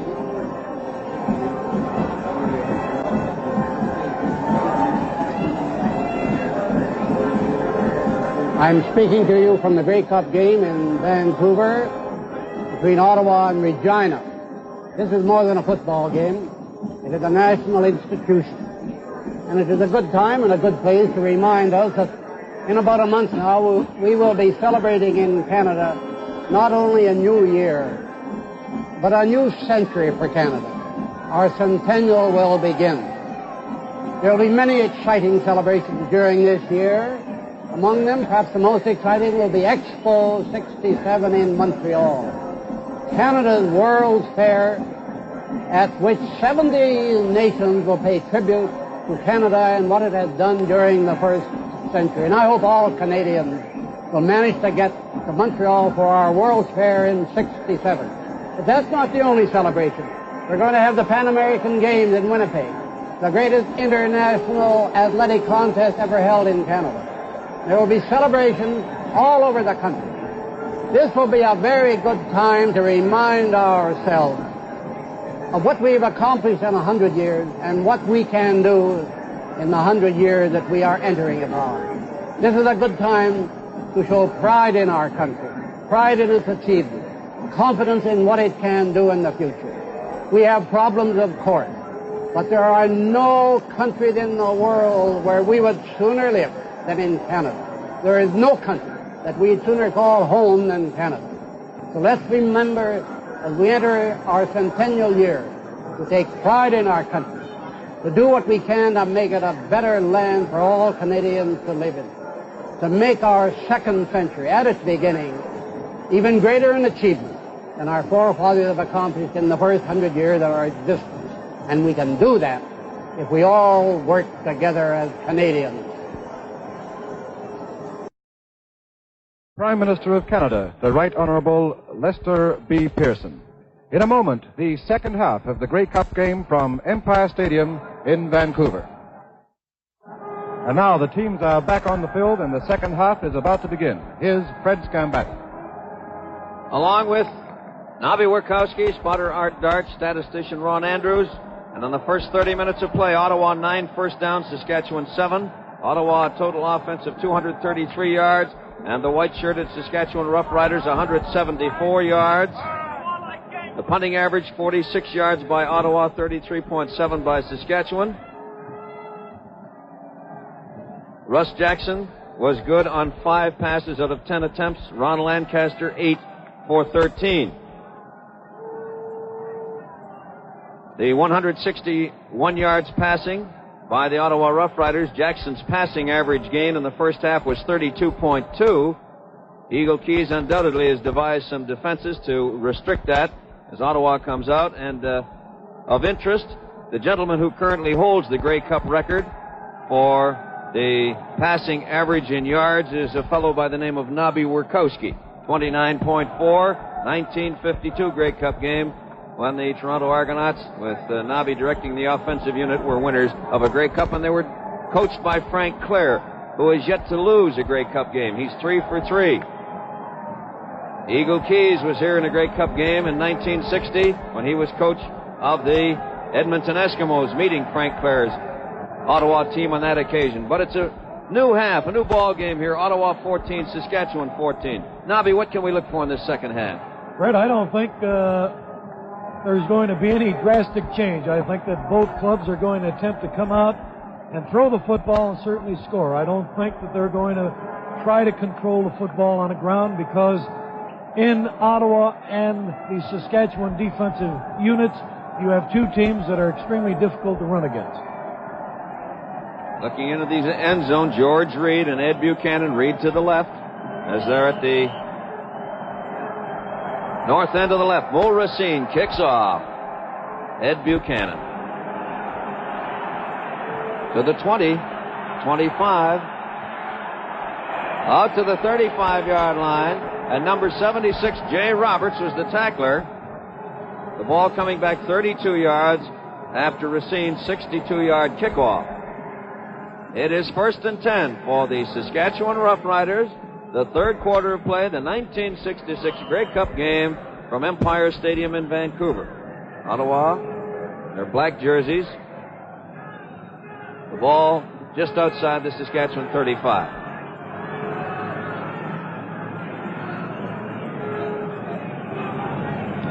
George Reed.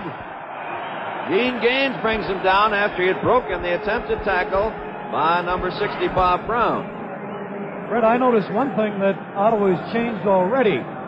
Normally, Joe Poirier stays on the right side, and he's the deep outside right halfback, but now when Campbell came out to the right, both he and Gilbert switched, which may indicate that Coach Clare is going to go with Poirier on Campbell wherever he lines up. A measure, a second down, just short of the first down. George Reed on the first carry of this third quarter.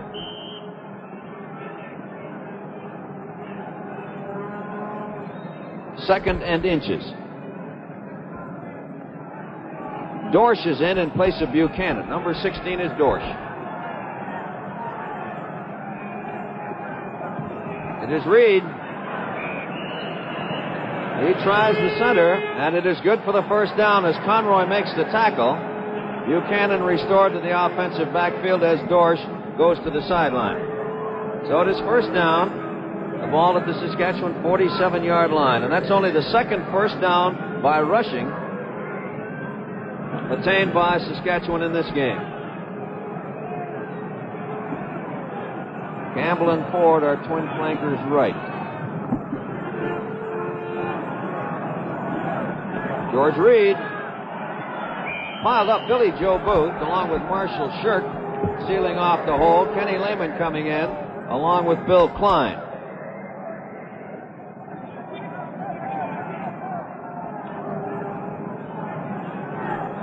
Reed in the first half had 7 carries for 31 yards, Buchanan 4 for 12, and it was mainly the aerial route by both clubs. 161 yards by Ottawa, 145 by Saskatchewan. Second and 6. Lancaster. Intended for Alan Ford, but the ball will come back as third down to the Saskatchewan 52.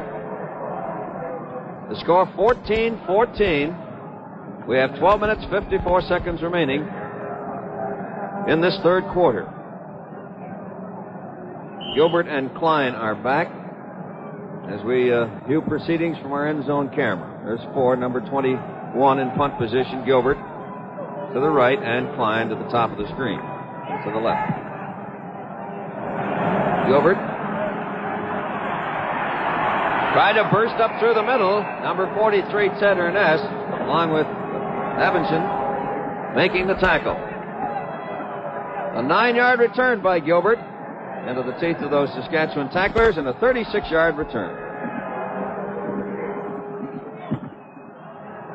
A 36-yard punt and a 9-yard return. First and 10, Ottawa, outside their own 30. Russ Jackson.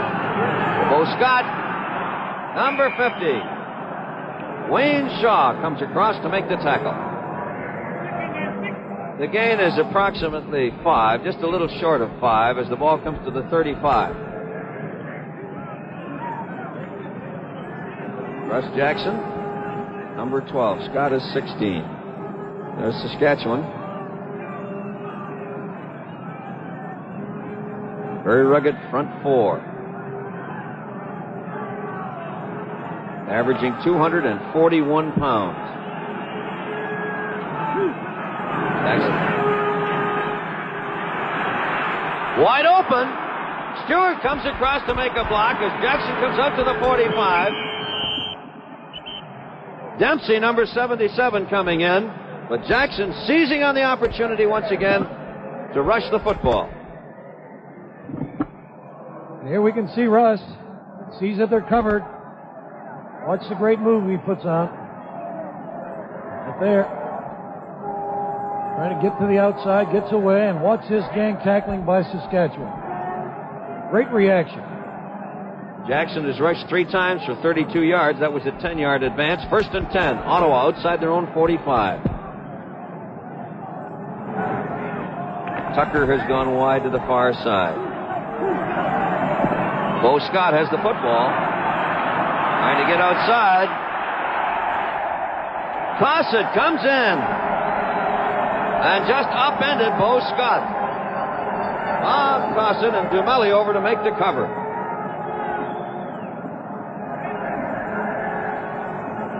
The gain is less than a yard. Leave it at 2nd and 10 as the ball just comes close to the 46-yard line of the Ottawa Roughriders.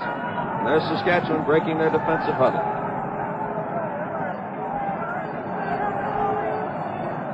Saskatchewan 14, Ottawa 14.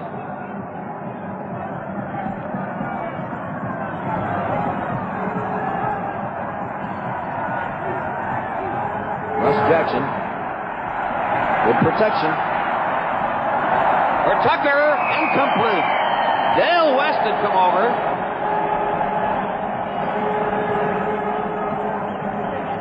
Just a wee bit too long. Whitman Tucker.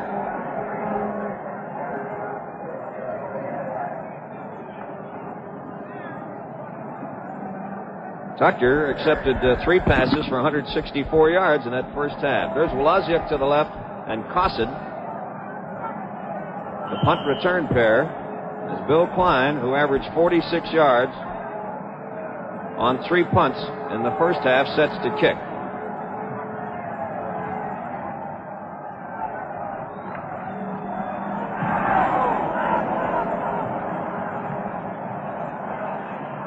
Wlaziuk, Peter Thompson, and then Doug Speck moves in, and there was another example of gang tackling, this time by the Ottawa Roughriders. Wayne Shaw came mighty close to blocking that punt. He thought he actually had it. 39-yard punt. The return was just 3 yards, and Saskatchewan will put the ball into play 1st and 10 from their own 30.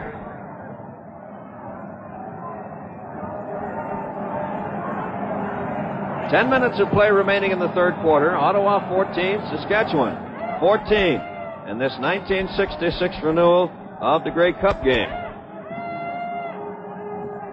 Ottawa with their defensive unit. During the season, they just gave up 12 points per game, so they're above their average. They've given up 14 thus far, but they're still in a tie ball game.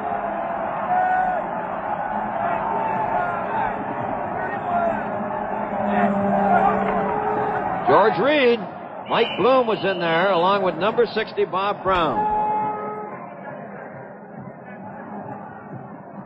The gain is 3, 2nd and 7 as the ball comes to the 33.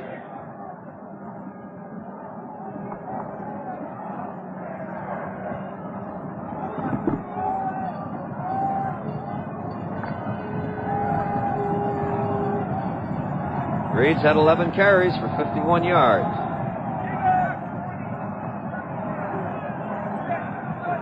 Lancaster. Shirk with pressure. Intercepted by Mike Bloom. Flag on the play. Illegal interference is the call.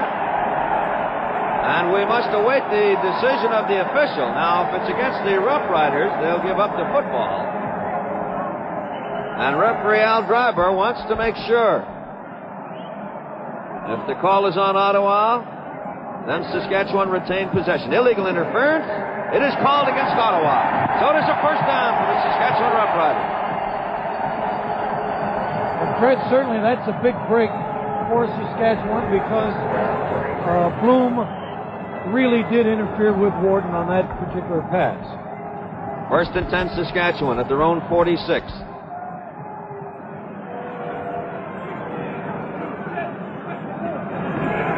Ed Buchanan. Benesic with a block as Buchanan tries to break out. But Kenny Lehman reacted from his linebacker position, coming over very alertly.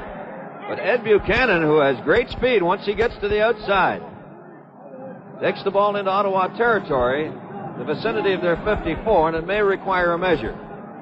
Ed Buchanan. Buchanan caught 2 passes for 20 yards and carried 4 times for 12 yards. Number 25, Ed Buchanan. Was reactivated to the Saskatchewan roster after spending most of the season out through injury. He came back in the second game of the Western Final. There's the measurement, and it is short. Buchanan 5 carries, and he has gained 22 yards thus far in the game.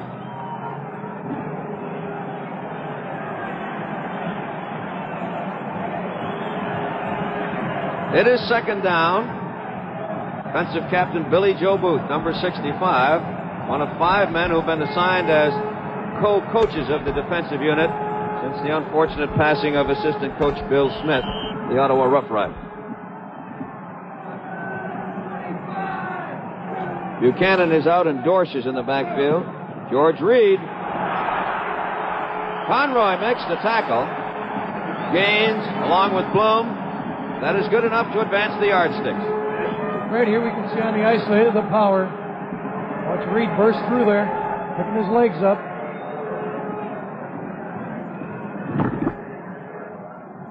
First and 10 for Saskatchewan, keeping the drive alive. Reed, the 1965 winner of the Most Outstanding Player Award in Canada.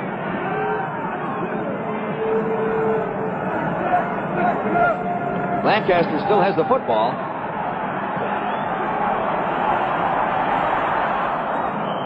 Barwell was the intended receiver, number 71.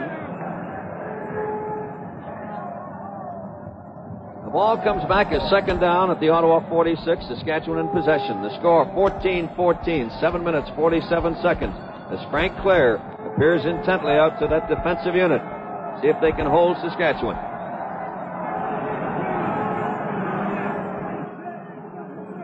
Ron Lancaster dropping back. Bill Klein almost had an interception. Barwell again, the intended receiver. Bill Klein.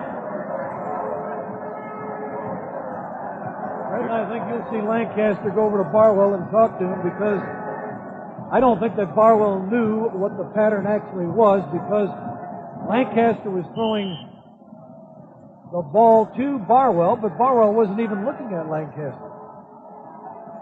Lancaster has come away empty-handed, or his receivers have in their last 5 pass attempts. Ford to kick. Klein to the right, Gilbert to the left. High floater. Klein. Clyde Brock was there to block off one part, and then Binion made the tackle on the 33-yard punt, and the return was just 1 yard.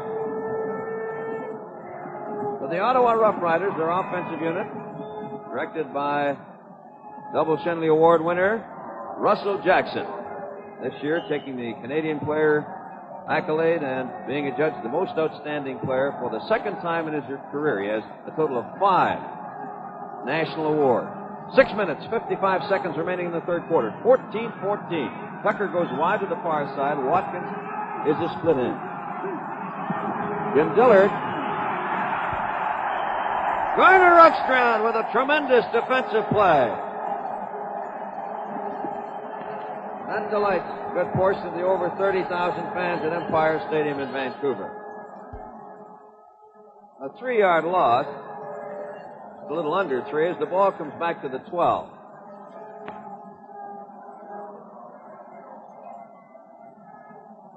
And while we've seen some tremendous offensive plays during the day, these 2 defensive units, both the Saskatchewan Roughriders and the Ottawa Roughriders, have come up with outstanding play.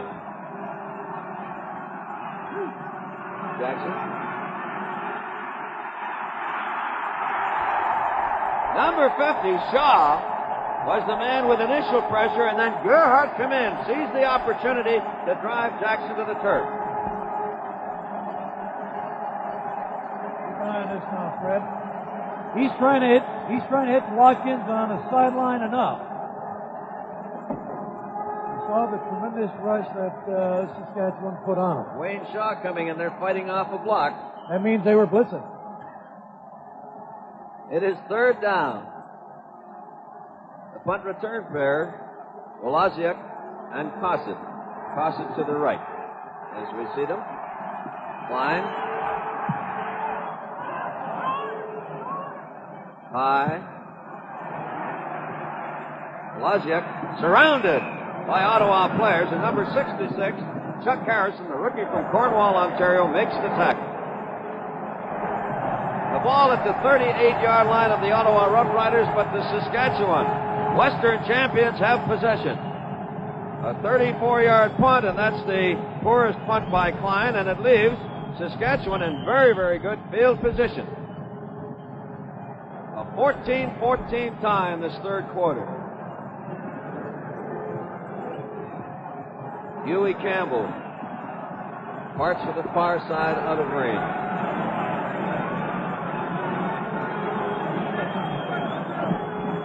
Alan Ford, Marshall Shirk came across to stop him up. And then Ken Lehman gets up from the bottom of the pile. But Shirk came quickly across that zone, the 1-yard neutral zone on the line of scrimmage. Ford, his first carry, and a 3-yard advance. 2nd and 7, the ball inside the Ottawa 35. Barwell is the split end to this side, and Ford is the slot back. 21-4.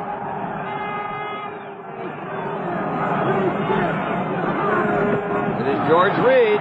Shirk stopped him up again, and then Gene Gaines came through. Along with Billy Joe Booth and Bloom.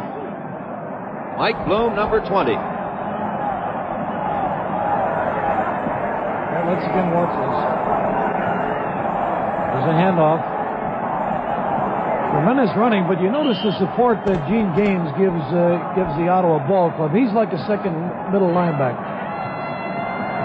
Vincent will try a field goal kick from the 36. His second try is short. Gene Gaines.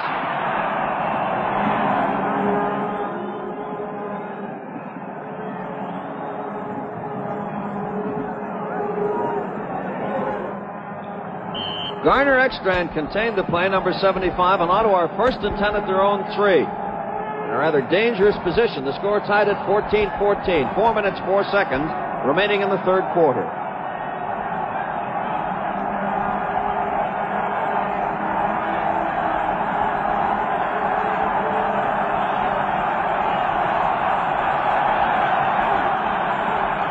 Dillard, a loss on the play as the right side of the Saskatchewan line barged through.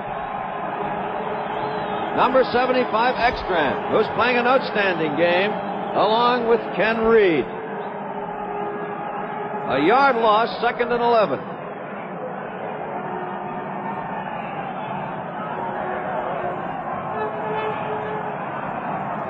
Gerhardt, McQuarters, Atchison, Reed with Ekstrand moving up on the line. Dempsey, 77 in the middle. Ron Stewart trying to come outside. Dusinski pulls him into touch. Bennett coming across along with Dempsey.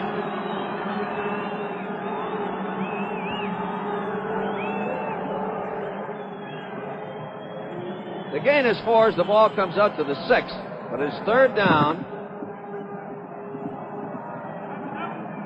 3rd and 7. Brendan, have you noticed the tremendous force that Duzinski put on? And certainly, Ottawa should be looking for this. And at the 12-minute mark of this third quarter, we'll pause the score. Saskatchewan 14, Ottawa 14. 3rd down, Ottawa 14, Saskatchewan 14. Gene Woloziak to the left and Bob Cosset to the right. Woloziak is deepest around the center field area with 3 minutes, 7 seconds remaining in this third quarter. Woloziak, incidentally, is the CFL leader in most punts returned coming into this game. Bill Klein sets the punt.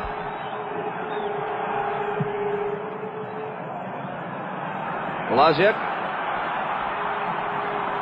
Peter Thompson, number 71, along with Perdrix, and then number 56, Andy Shaw, makes the tackle. A 36-yard punt and a 6-yard return leaves Saskatchewan 1st and 10 at the Ottawa 32. And once again, the Western champions enjoy very, very good field position. However, their efforts at field goals, a mention, usually reliable, has been not productive in 2 chances. However, They are threatening. George Reed, number 60. Bob Brown makes the tackle. Shirk was first to him. The gain is approximately 4. Let's watch it again, Nobby. Here it is. Watch him try to pick his way. He's still stumbling, but he's running for yardage. And he gives you tremendous second effort, and this is what all good offensive backs need. One of the big reasons why, for the second successive season, he was over 1,000 yards in rushing. George Reed. Second down with the ball at the 27. Reed again. Very close to the first down. Gaines came roaring through, along with Brown.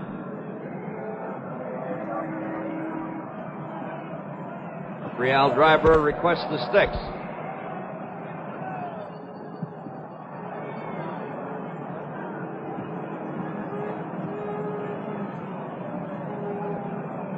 Reed has carried 15 times thus far in the game for a total of 75 yards.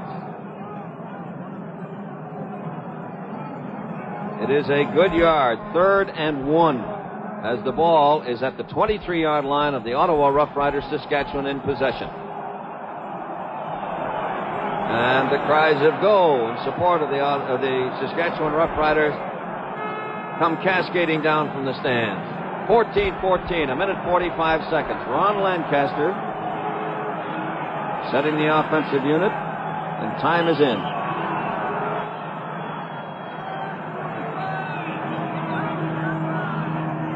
Seven-man front by Ottawa. It is Reed. Gene Gaines tried to body check him, but not before George Reed had accomplished the first down at the 20 with a 3-yard advance. Fred, watch Reed jump over. Right at that point. You see him jump over the arm, still trying to pick up that yardage. The ball comes to the 20-yard line. 1st and 10, Saskatchewan. A tie ball game. Lancaster. Campbell, the intended receiver. Gilbert was over there, along with Gene Gaines. There's been an injury. Number 72, Jim Warden, and number 75, Garner Ekstrand, comes onto the field. Warden, the injured player. Ekstrand has played offense during the season. Less than 1 minute remaining in the third quarter. Trainer Sandy Archer ministering to Jim Warden as Ed Buchanan joins the group.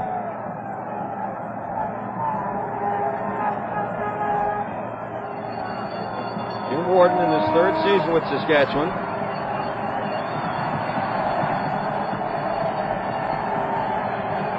He's had 3 receptions for 48 yards thus far in the game. Mighty important.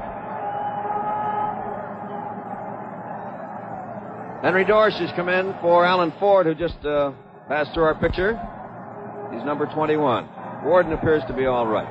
It is second down. The ball is at the 20-yard line of the Ottawa Roughriders. Saskatchewan in possession. 14-14.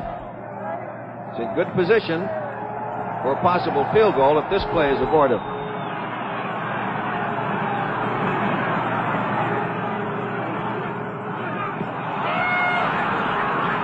Buchanan, the ball carrier.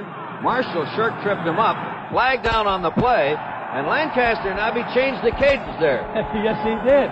He came up there and he just delayed it enough and probably moved his body a little bit enough to draw the Ottawa defenders offside. The ball comes to the 15-yard line. Second down. They will have the down again. Saskatchewan in possession. Warden has come back in. Barwell has gone out. Lancaster. Complete at the 5-yard line. On a tremendous catch by number 31, Huey Campbell. And he ran a comeback pattern on Poirier. Poirier was helpless. And Lancaster threw the ball perfectly But Campbell, with the uncanny knack of knowing when to cut and when to cut back and everything else, we'll see it here. Watch him go deep. Watch him come back now. And there it is. 66 receptions during the regular season for 1,109 yards by Huey Campbell, the leading scorer in Canadian football with 102 points. George Reed, very little running room there as Conroy came in, along with number 60 Bob Brown, and sealed off the hole. So 3/4 of play have been completed.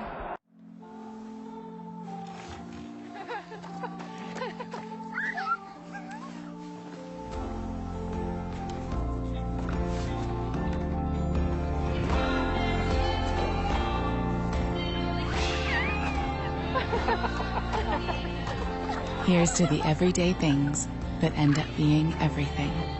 Here's to all things simple, with casual clothing and footwear from Marks. Fire Stadium in Vancouver. Fred Scambatti, along with Nabi Warkowski, Art Darge, Ron Andrews. It is second down for the Saskatchewan Roughriders with the ball on the 5-yard line. A tie ball game, 14-14. Time is in. Huey Campbell goes wide to the far side. Ford is flanked there too. Lancaster. For Campbell. Touchdown!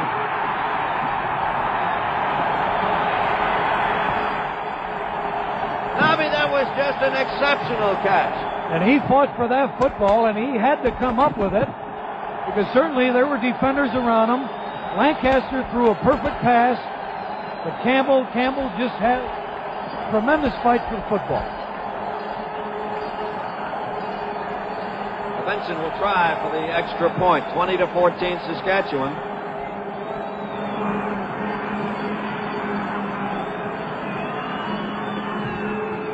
It is good. The Saskatchewan Roughriders 21. The Ottawa Roughriders 14. Going back in memory, the 1951 reversed the figures, and that was the final score as the Ottawa Roughriders of that era defeated Saskatchewan. Let's look at it again. Here we are now. Watch him on Poirier. There you are. Look at it.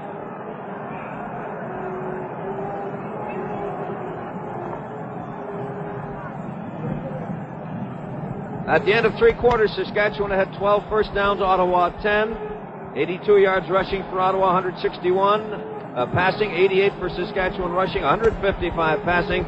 Total offense for each team, 243 yards, and it's been that kind of a ball game. Lancaster 9 for 18, Jackson 5 for 11. Benson sets to kick off.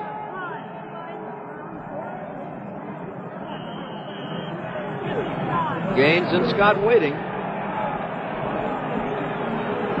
Gaines. It's out to the 25, to the 40, and driven out of bounds. Number 24 cost it, and number 30, Bruce Bennett.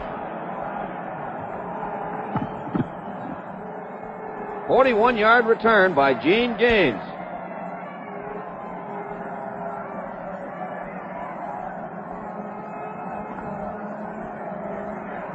Incidentally, Gaines holds the CFL record for the longest kickoff return, 128 yards, 41 on that one off the 55-yard kick.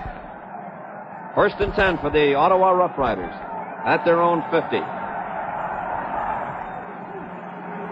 Jackson has the football. For Ron Stewart, and there was severe pressure back there. McWhorter, Atchison, and Reed. Dumelli covered off. Dumelli slightly injured on the play. A little slow getting up, but he's all right. Ron Stewart, winner of the Canadian Player of the Year award in 1960 when he set a CFL game mark for rushing.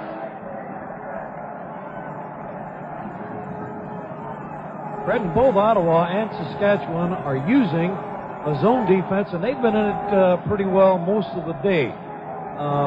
I doubt very much if either team is going to be successful in throwing the ball deep. I think the type of pass that Lancaster threw to Campbell, the comebacks, the hooks, these are the things that a quarterback normally employs against his own defense. The delay in the game Dumelli, a little more seriously injured than at first thought. We'll bring Henry Dorsch onto the field as his replacement in the depth for Dumelli, as the Saskatchewan training staff work over him. That's Sandy Archer on the far side. And that was only Jackson's second pass in this half. Rather an unusual affair for Russ Jackson.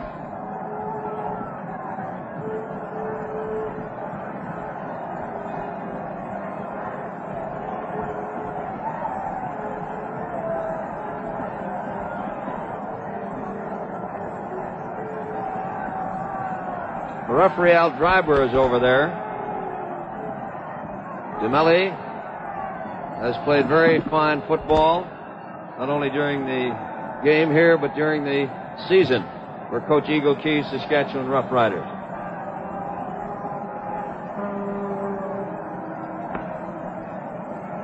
Dumelli in his 7th season with the Roughriders.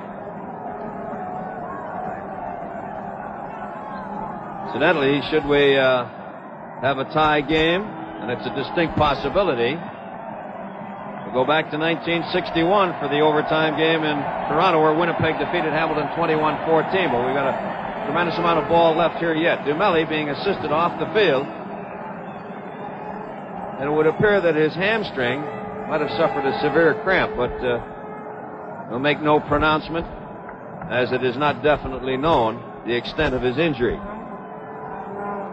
That's what it looked like, Fred, because the trainer was massaging it and trying to rub out the cramp. It is second down as the ball is at the 50-yard line of the Ottawa Roughriders. 14 minutes, 21 seconds remaining in the fourth quarter. Saskatchewan lead 21-14.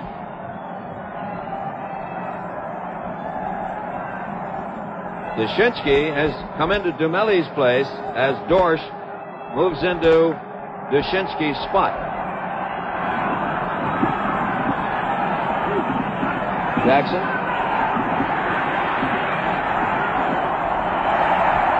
Intended for Whit Tucker, and once again, Nobby, that Saskatchewan front wall seems to be getting to Jackson.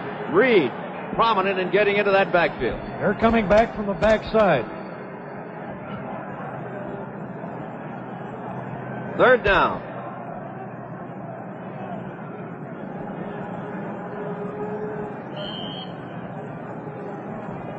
Number 19 was Wolaziuk, along with Cossett on the near side here, set to receive the punt by Klein. There's very little wind affecting the punting today. Klein sends a towering punt. Wolaziuk, Jay Roberts, and then number 51, Perdrix.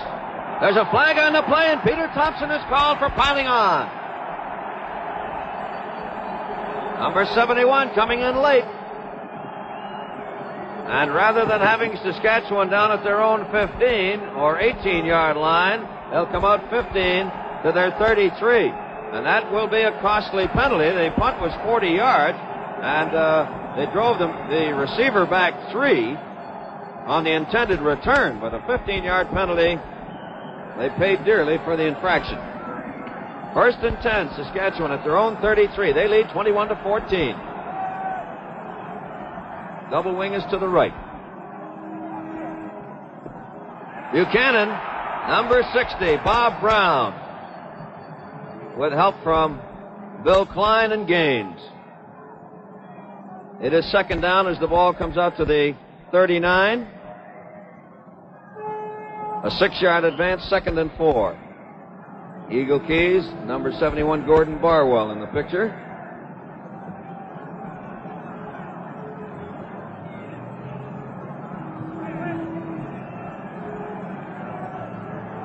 Ekstrand continues at the right end. Warden on the left. Short. Lancaster keeps the ball. Poirier there, along with Obilovich. And Lancaster with great manipulation of that ball. That was a tremendous fake now.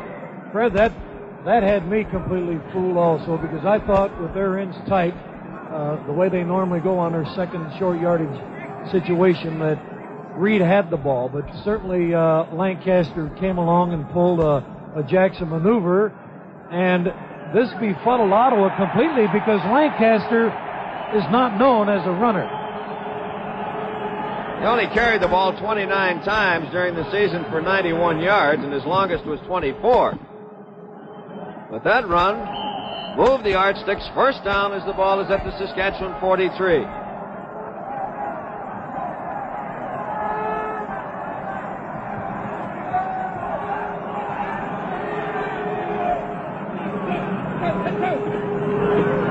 Buchanan. And he breaks out. Finding a good gap behind crisp and efficient blocking. Gene Gaines bringing him down. Buchanan with that speed once he finds an opening. And here we'll see it on the isolated camera. It's a rollout draw. There's Buchanan faking a block. Watch this move now.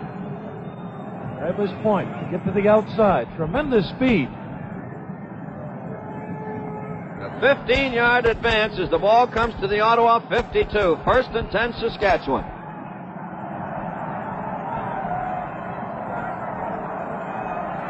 Barwell has returned at the left end. George Reed, Marshall Shirk in there first, along with Kenny Lehman and Billy Joe Booth. A gain of just a little over 5, second and 5, as the ball comes to the Ottawa 48. Nobby, Saskatchewan appear to have the momentum. Right now, the offensive line is certainly coming off the ball. I think they can sense victory, and this is what they really want. They lead 21-14. Compact formation, the ends tight. Campbell flank to the side. George Reed again. Billy Joe Booth hanging on tenaciously.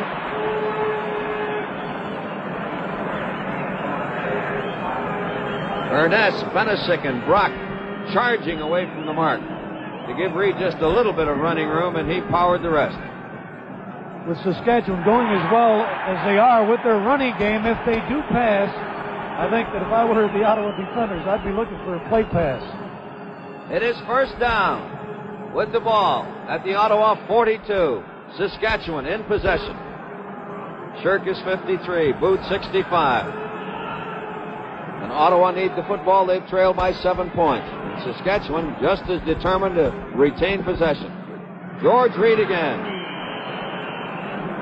The ball comes loose, but the play was dead. The gain was 5 yards. Second and 5 with the ball just beyond the 37 of the Rough Riders. 10 minutes remaining in the fourth quarter.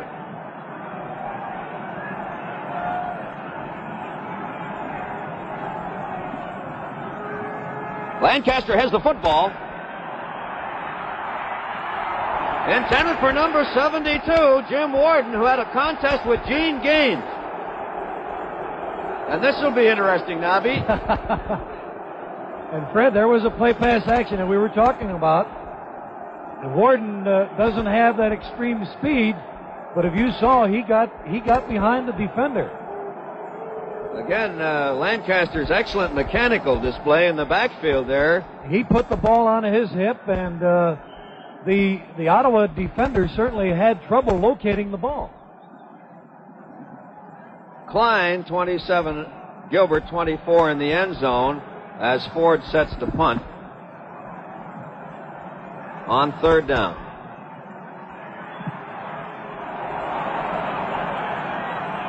Klein, number 64, Benyon, was there along with Brock and Benesic to make the tackle on the 32-yard punt, and there was no return. 9 minutes, 23 seconds remain in the fourth quarter. Saskatchewan 21, Ottawa 14. First and 10, Ottawa on their own 6. And a good deal of that emotional charge that carried them through the Eastern Conference playoffs may have left them as they've come to this Grey Cup game. We shall see. Dumelli has returned to action, number 26. Riders are going to have to dig deeply. The Eastern Riders. Jackson. For Whitman Tucker. All the completion out at the 15-yard line, and Dumelli makes the tackle. 26 on 26. The gain is 9, 2nd and 1 with the ball at the 15.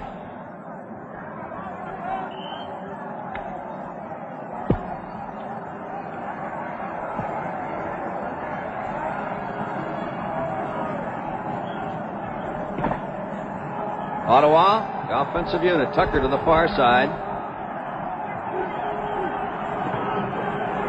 Jim Dillard. How did they make that first down?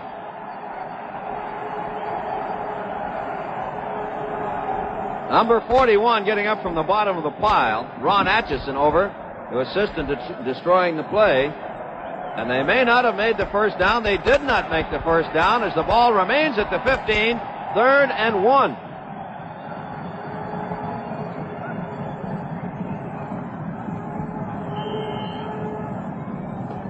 Fred, that old 15-year veteran, Ron Atchison, number 41, he led the assault on Dillard.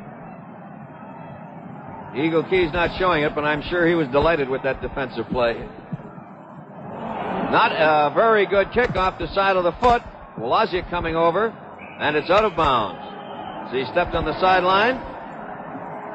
Ball ruled out at the 47.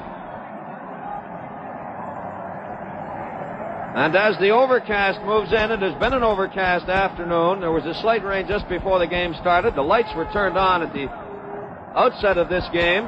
Rather mild day, not too much wind, but we understand that despite the overcast nature, that this color is holding up quite well for this telecast.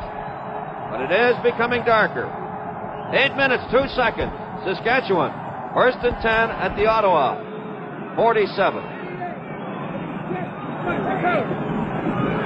Buchanan, Billy Joe Booth, along with Lehman, making the tackle. Fred, and again, this was to be an off-tackle play, but Buchanan saw that it wasn't open. He cut back to the inside. 2nd and 5. The ball at the 42 of the Eastern Roughriders. 21-14 for Saskatchewan over Ottawa. 7 minutes, 23 seconds remaining. The ends are closed in. Full backfield. George Reed. He drives out beyond. He broke the tackle of at least 2 attempted tacklers, Bloom and Conroy, before Gaines eventually pinned him. But that moves the yardsticks. Another demonstration of Reed's great power. And if you notice, Reed is kicking the ground because he thought he was going to be away. Here we'll see it on the isolated. Watch him jump through, breaks his way out, kicks his way out of another tackle, and only one man brought him down. 21 carries for 103 yards by George Reed. First down, Saskatchewan. The Ottawa 31. Reed again gets the call. He may be gone. Touchdown.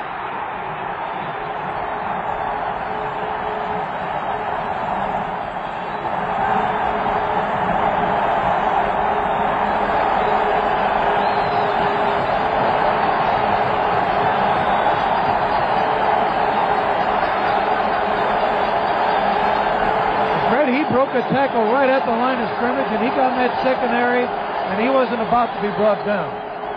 Nobby, I talked to George Reed last year, just a year ago at this time, when he received his national award in Toronto. He said his ambition was to play in a Grey Cup game and be a winner. And he's contributed largely on this afternoon, should Saskatchewan prevail.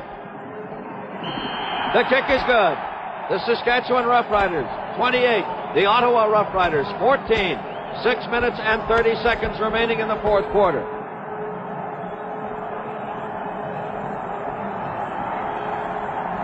Let's watch this now. Right there. It breaks away. Poirier missed him, and he just stepped out of his way. 28-14, Saskatchewan over Ottawa. The Ottawa Roughriders coming into this game at approximately 8-point favorites, but the Saskatchewan Roughriders have been disdainful of the odds all season.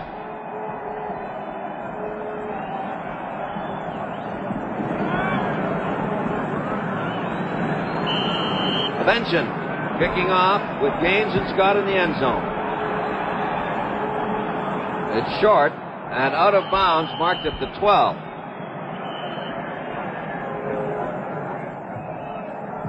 The Ottawa Roughriders accept the 10-yard penalty against Saskatchewan as the ball comes back to the 35 to be kicked off again, with Gaines and Scott. Gaines to the left and Scott moving up appropriately from out of their end zone. Certainly a delight to see men who played the 1960 game. Jackie Parker went with Edmonton. Gary Schreider, Lou Bruce on hand to watch this contest. Benson. Gaines at the 25. Gerhardt right there to pull him down beyond the 35-yard line as things closed up. The 54-yard kickoff, and the return was 15 yards.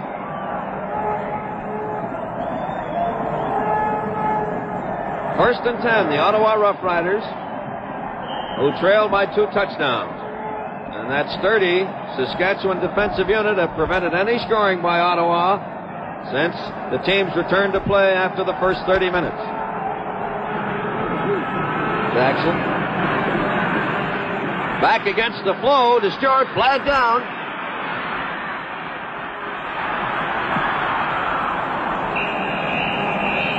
Stewart with a fine run, flashing old form, brought down by Dempsey, number 77,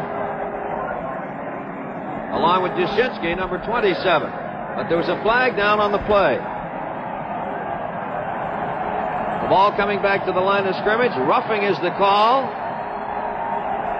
against the Ottawa Roughriders. A 15-yard penalty back to their 20, nullifying an excellent offensive move. So it is first and 25 with the ball at the 20. Reed goes out.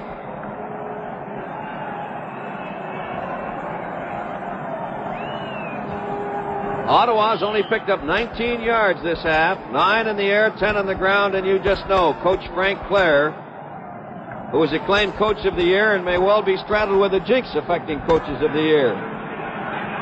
Jackson for Jay Roberts. Dempsey brings him down.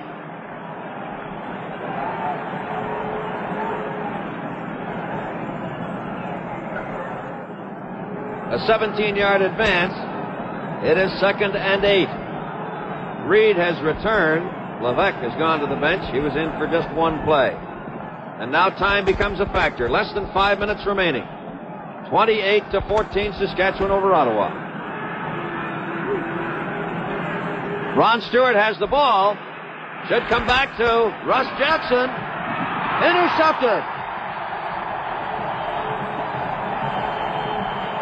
Number 50, Reed. Gerhardt is the man with the football, number 79. And that may be the single most important play, Nobby, that Gerhardt will make this season. Fred, we'll see it here. Let's keep an eye on the defensive left end. He's dropping off. That means Shaw was going on a rush, and there it is. Tremendous play by a defensive end. And McWhorters, who's 6'4", coming back on Stewart at 5'8", assisted materially with his pressure before Stewart got the ball away. First and 10, Saskatchewan at the Ottawa 39. Campbell is flanked very wide to the far side.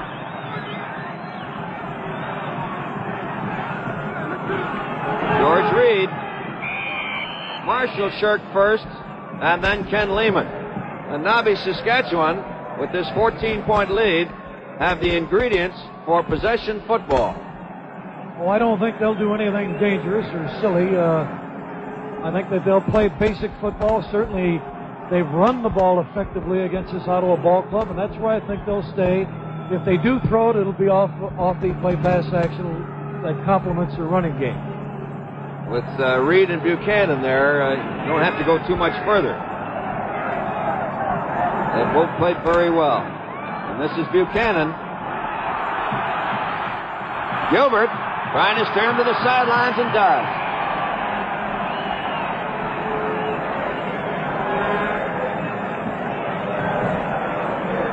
Again, Buchanan was going to turn up. He saw that the hole was blocked by Mike Bloom, and he got to the outside. Buchanan has tremendous speed, and this is the only reason why he can get to the outside. You notice he gave Gilbert a couple of moves, and then he leaned in as he felt Gilbert hitting him. It is 3rd down and 2 with the ball at the 31 of the Rough Riders. 3 minutes, 34 seconds remaining. 28-14 Saskatchewan over Ottawa. And no gamblers, Saskatchewan. Ford will kick. No need to gamble. Oh, Ford with a good punt. Klein gives up a point. And that could be a very, very important point because it puts the game beyond 2 touchdowns of the Ottawa Rough Riders. 29-14 after the 43-yard punt. 3 minutes and 19 seconds remaining. And the Eastern Rough Riders will have to dig very, very deeply if they have any hopes of coming close in this game. 29-14 Saskatchewan over Ottawa. The 1966 Grey Cup game in color from Empire Stadium, Vancouver, on an overcast day. Ron Stewart.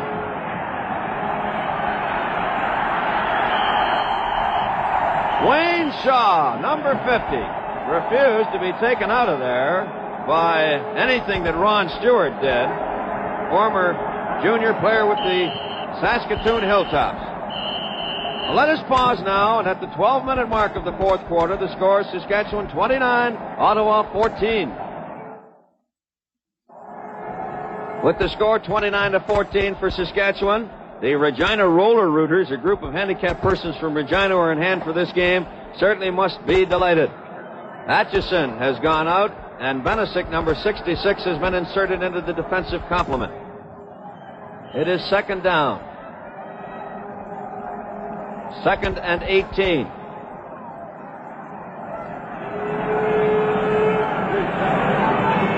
Jackson.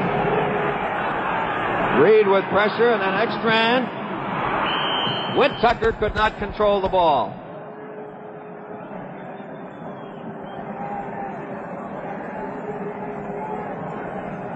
Third down.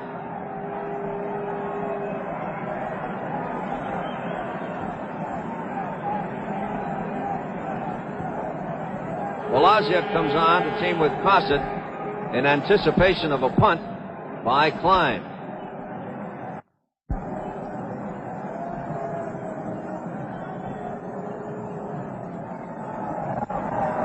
Third down.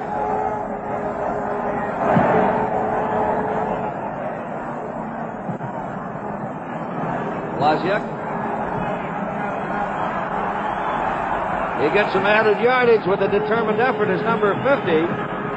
Mike Walterzak moved in. Then Klein came up to make the tackle. So Saskatchewan have possession of the football again after a 31-yard punt, and Woloziak with an 8-yard return. He returned 486 yards during the season on 84 returns to lead the Western Football Conference. 1st and 10 Saskatchewan at the Ottawa 40. Ron Lancaster directing the offense. Buchanan, number 60, Bob Brown, slices across to bring down the ball carrier. And these jinxes that prevail, men who have been adjudged coach of the year, have not had success in Grey Cup games or retaining their jobs. And there's also a hoodoo on the player adjudged the most outstanding player in the nation. Anytime he has been in a Grey Cup game, he has not come out a winner. So these jinxes may hold. 29-14, Saskatchewan over Ottawa. 2nd and 8.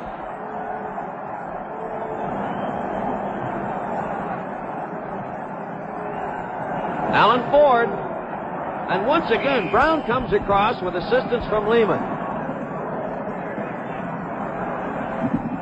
Bob Brown, 22 years old, 6'2", 227 pounds in his 2nd season with the Riders, doing a fine job along that wing line. And the fans starting to get just a little out of hand. There's one of them that's making the trip from the area of the scrimmage back to his seat.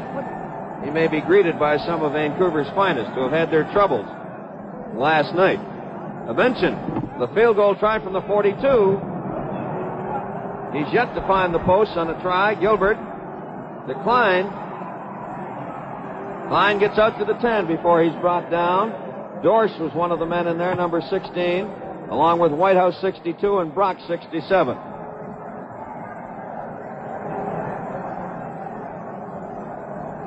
Reg Whitehouse, in his 15th season, 33 years old. There's Gene Gaines. He came back to the bench. 1 minute and 19 seconds, the unofficial time remaining in the game. Saskatchewan 29, Ottawa 14. Ron Stewart.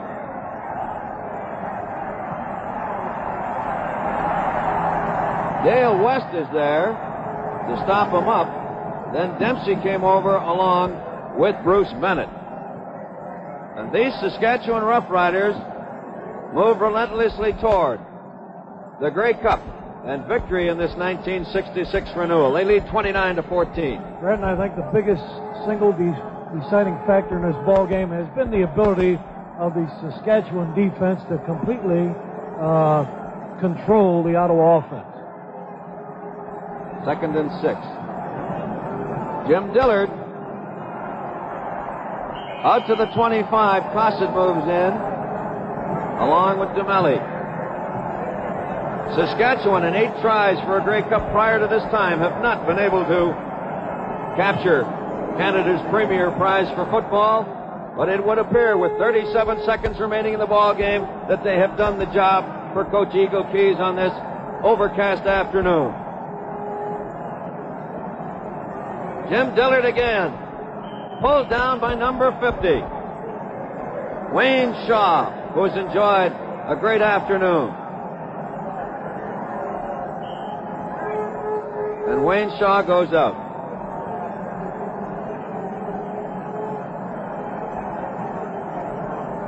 Cliff Shaw, brother Cliff, is into the game, number 51. Bo Scott. And Cliff Shaw moves in to make the tackle. The fans have invaded the field. There's 4 seconds showing on the clock.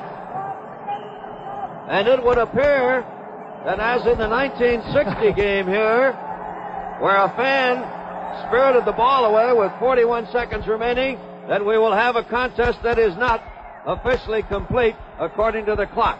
There's 4 seconds showing. However, it is all over. The Saskatchewan Roughriders have defeated the Ottawa Roughriders 29-14. And the emotion, the drive, the momentum was with the Roughriders of the Plains as they prevailed over the Eastern team by 29-14. They had the offense, which certainly everyone expected from the Saskatchewan Roughriders, and they also had the defense today. They shut out the Ottawa Roughriders during the second half, completely containing Russ Jackson and that potentially powerful Ottawa Roughrider offensive unit. Certainly Lancaster, there were stars aplenty, both offense and defense today for the Riders, the Saskatchewan Roughriders. Now stand by. In a moment, we'll have the presentation of the Grey Cup and player interviews. The 1966 Grey Cup Classic in Empire Stadium in Vancouver is now history.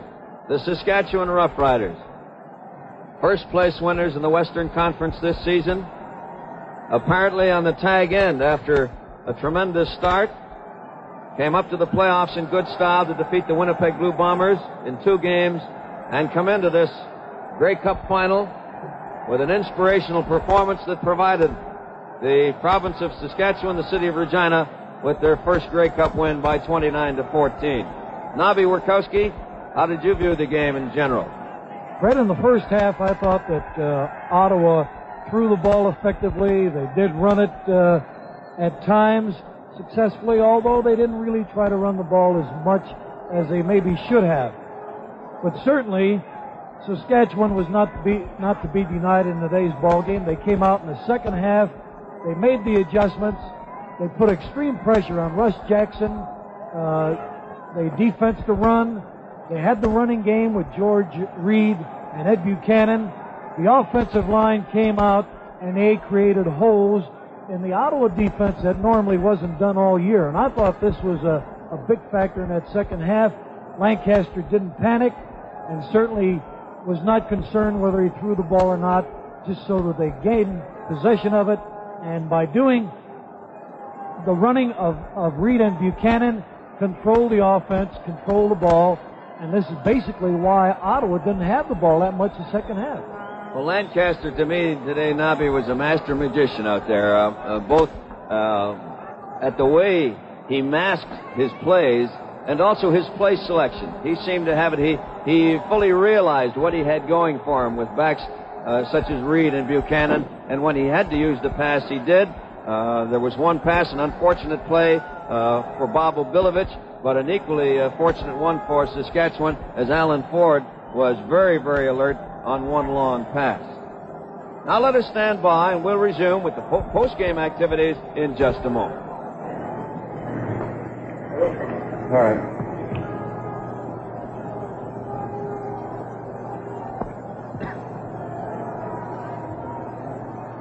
One of the dejected young men of the Ottawa Roughriders, Ken Lehman, a fine linebacker who played the entire game, by the way, with a very sore ankle. Ken, I know that they took your boot off early in the game, put it back on, had it taped up pretty well. What happened?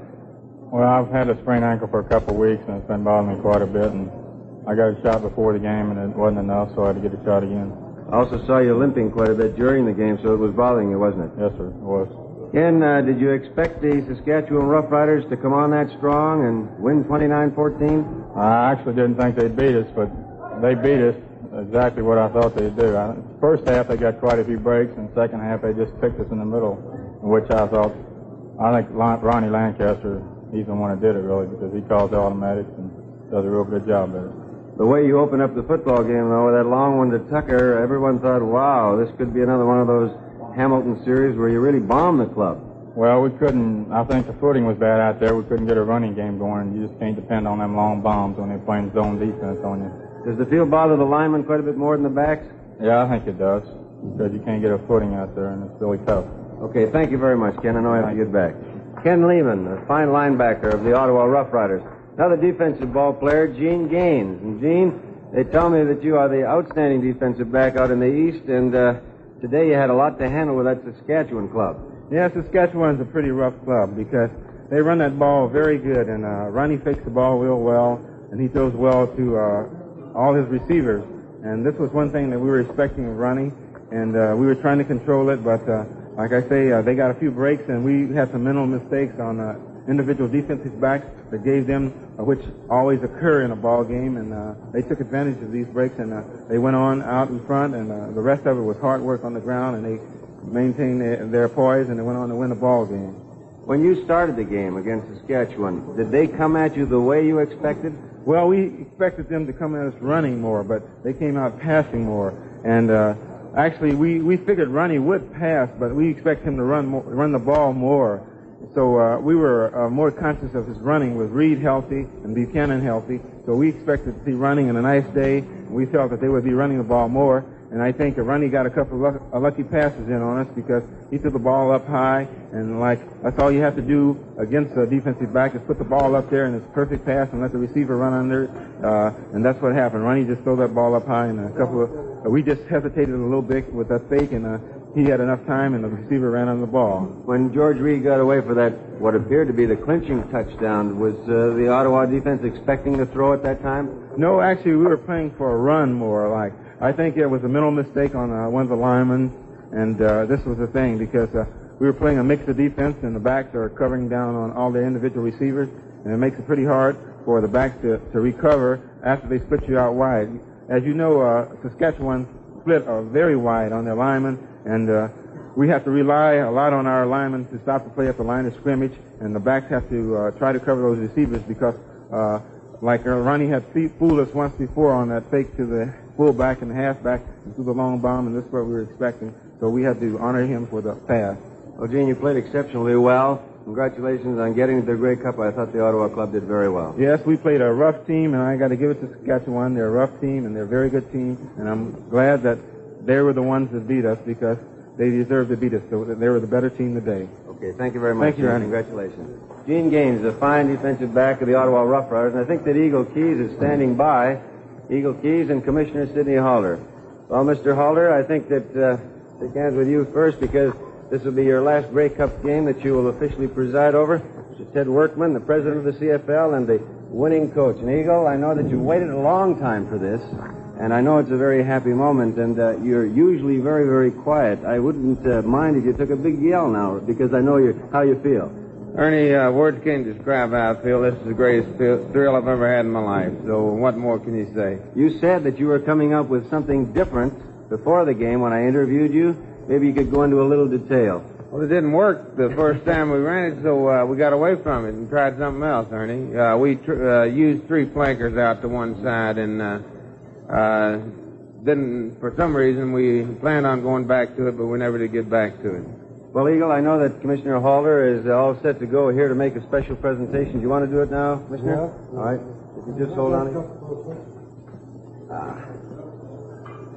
All right.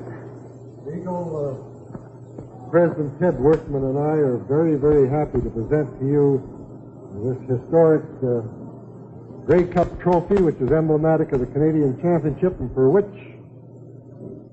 for the first time ever, the name of the Regina Roughriders will be inscribed on it. And it's a very, very happy occasion. And my heartiest congratulations, and will you please congratulate each and every one of your players for me. They turned in a magnificent game, and it was a good game all the way through, and I think they're worthy victories. That's great, Eagle.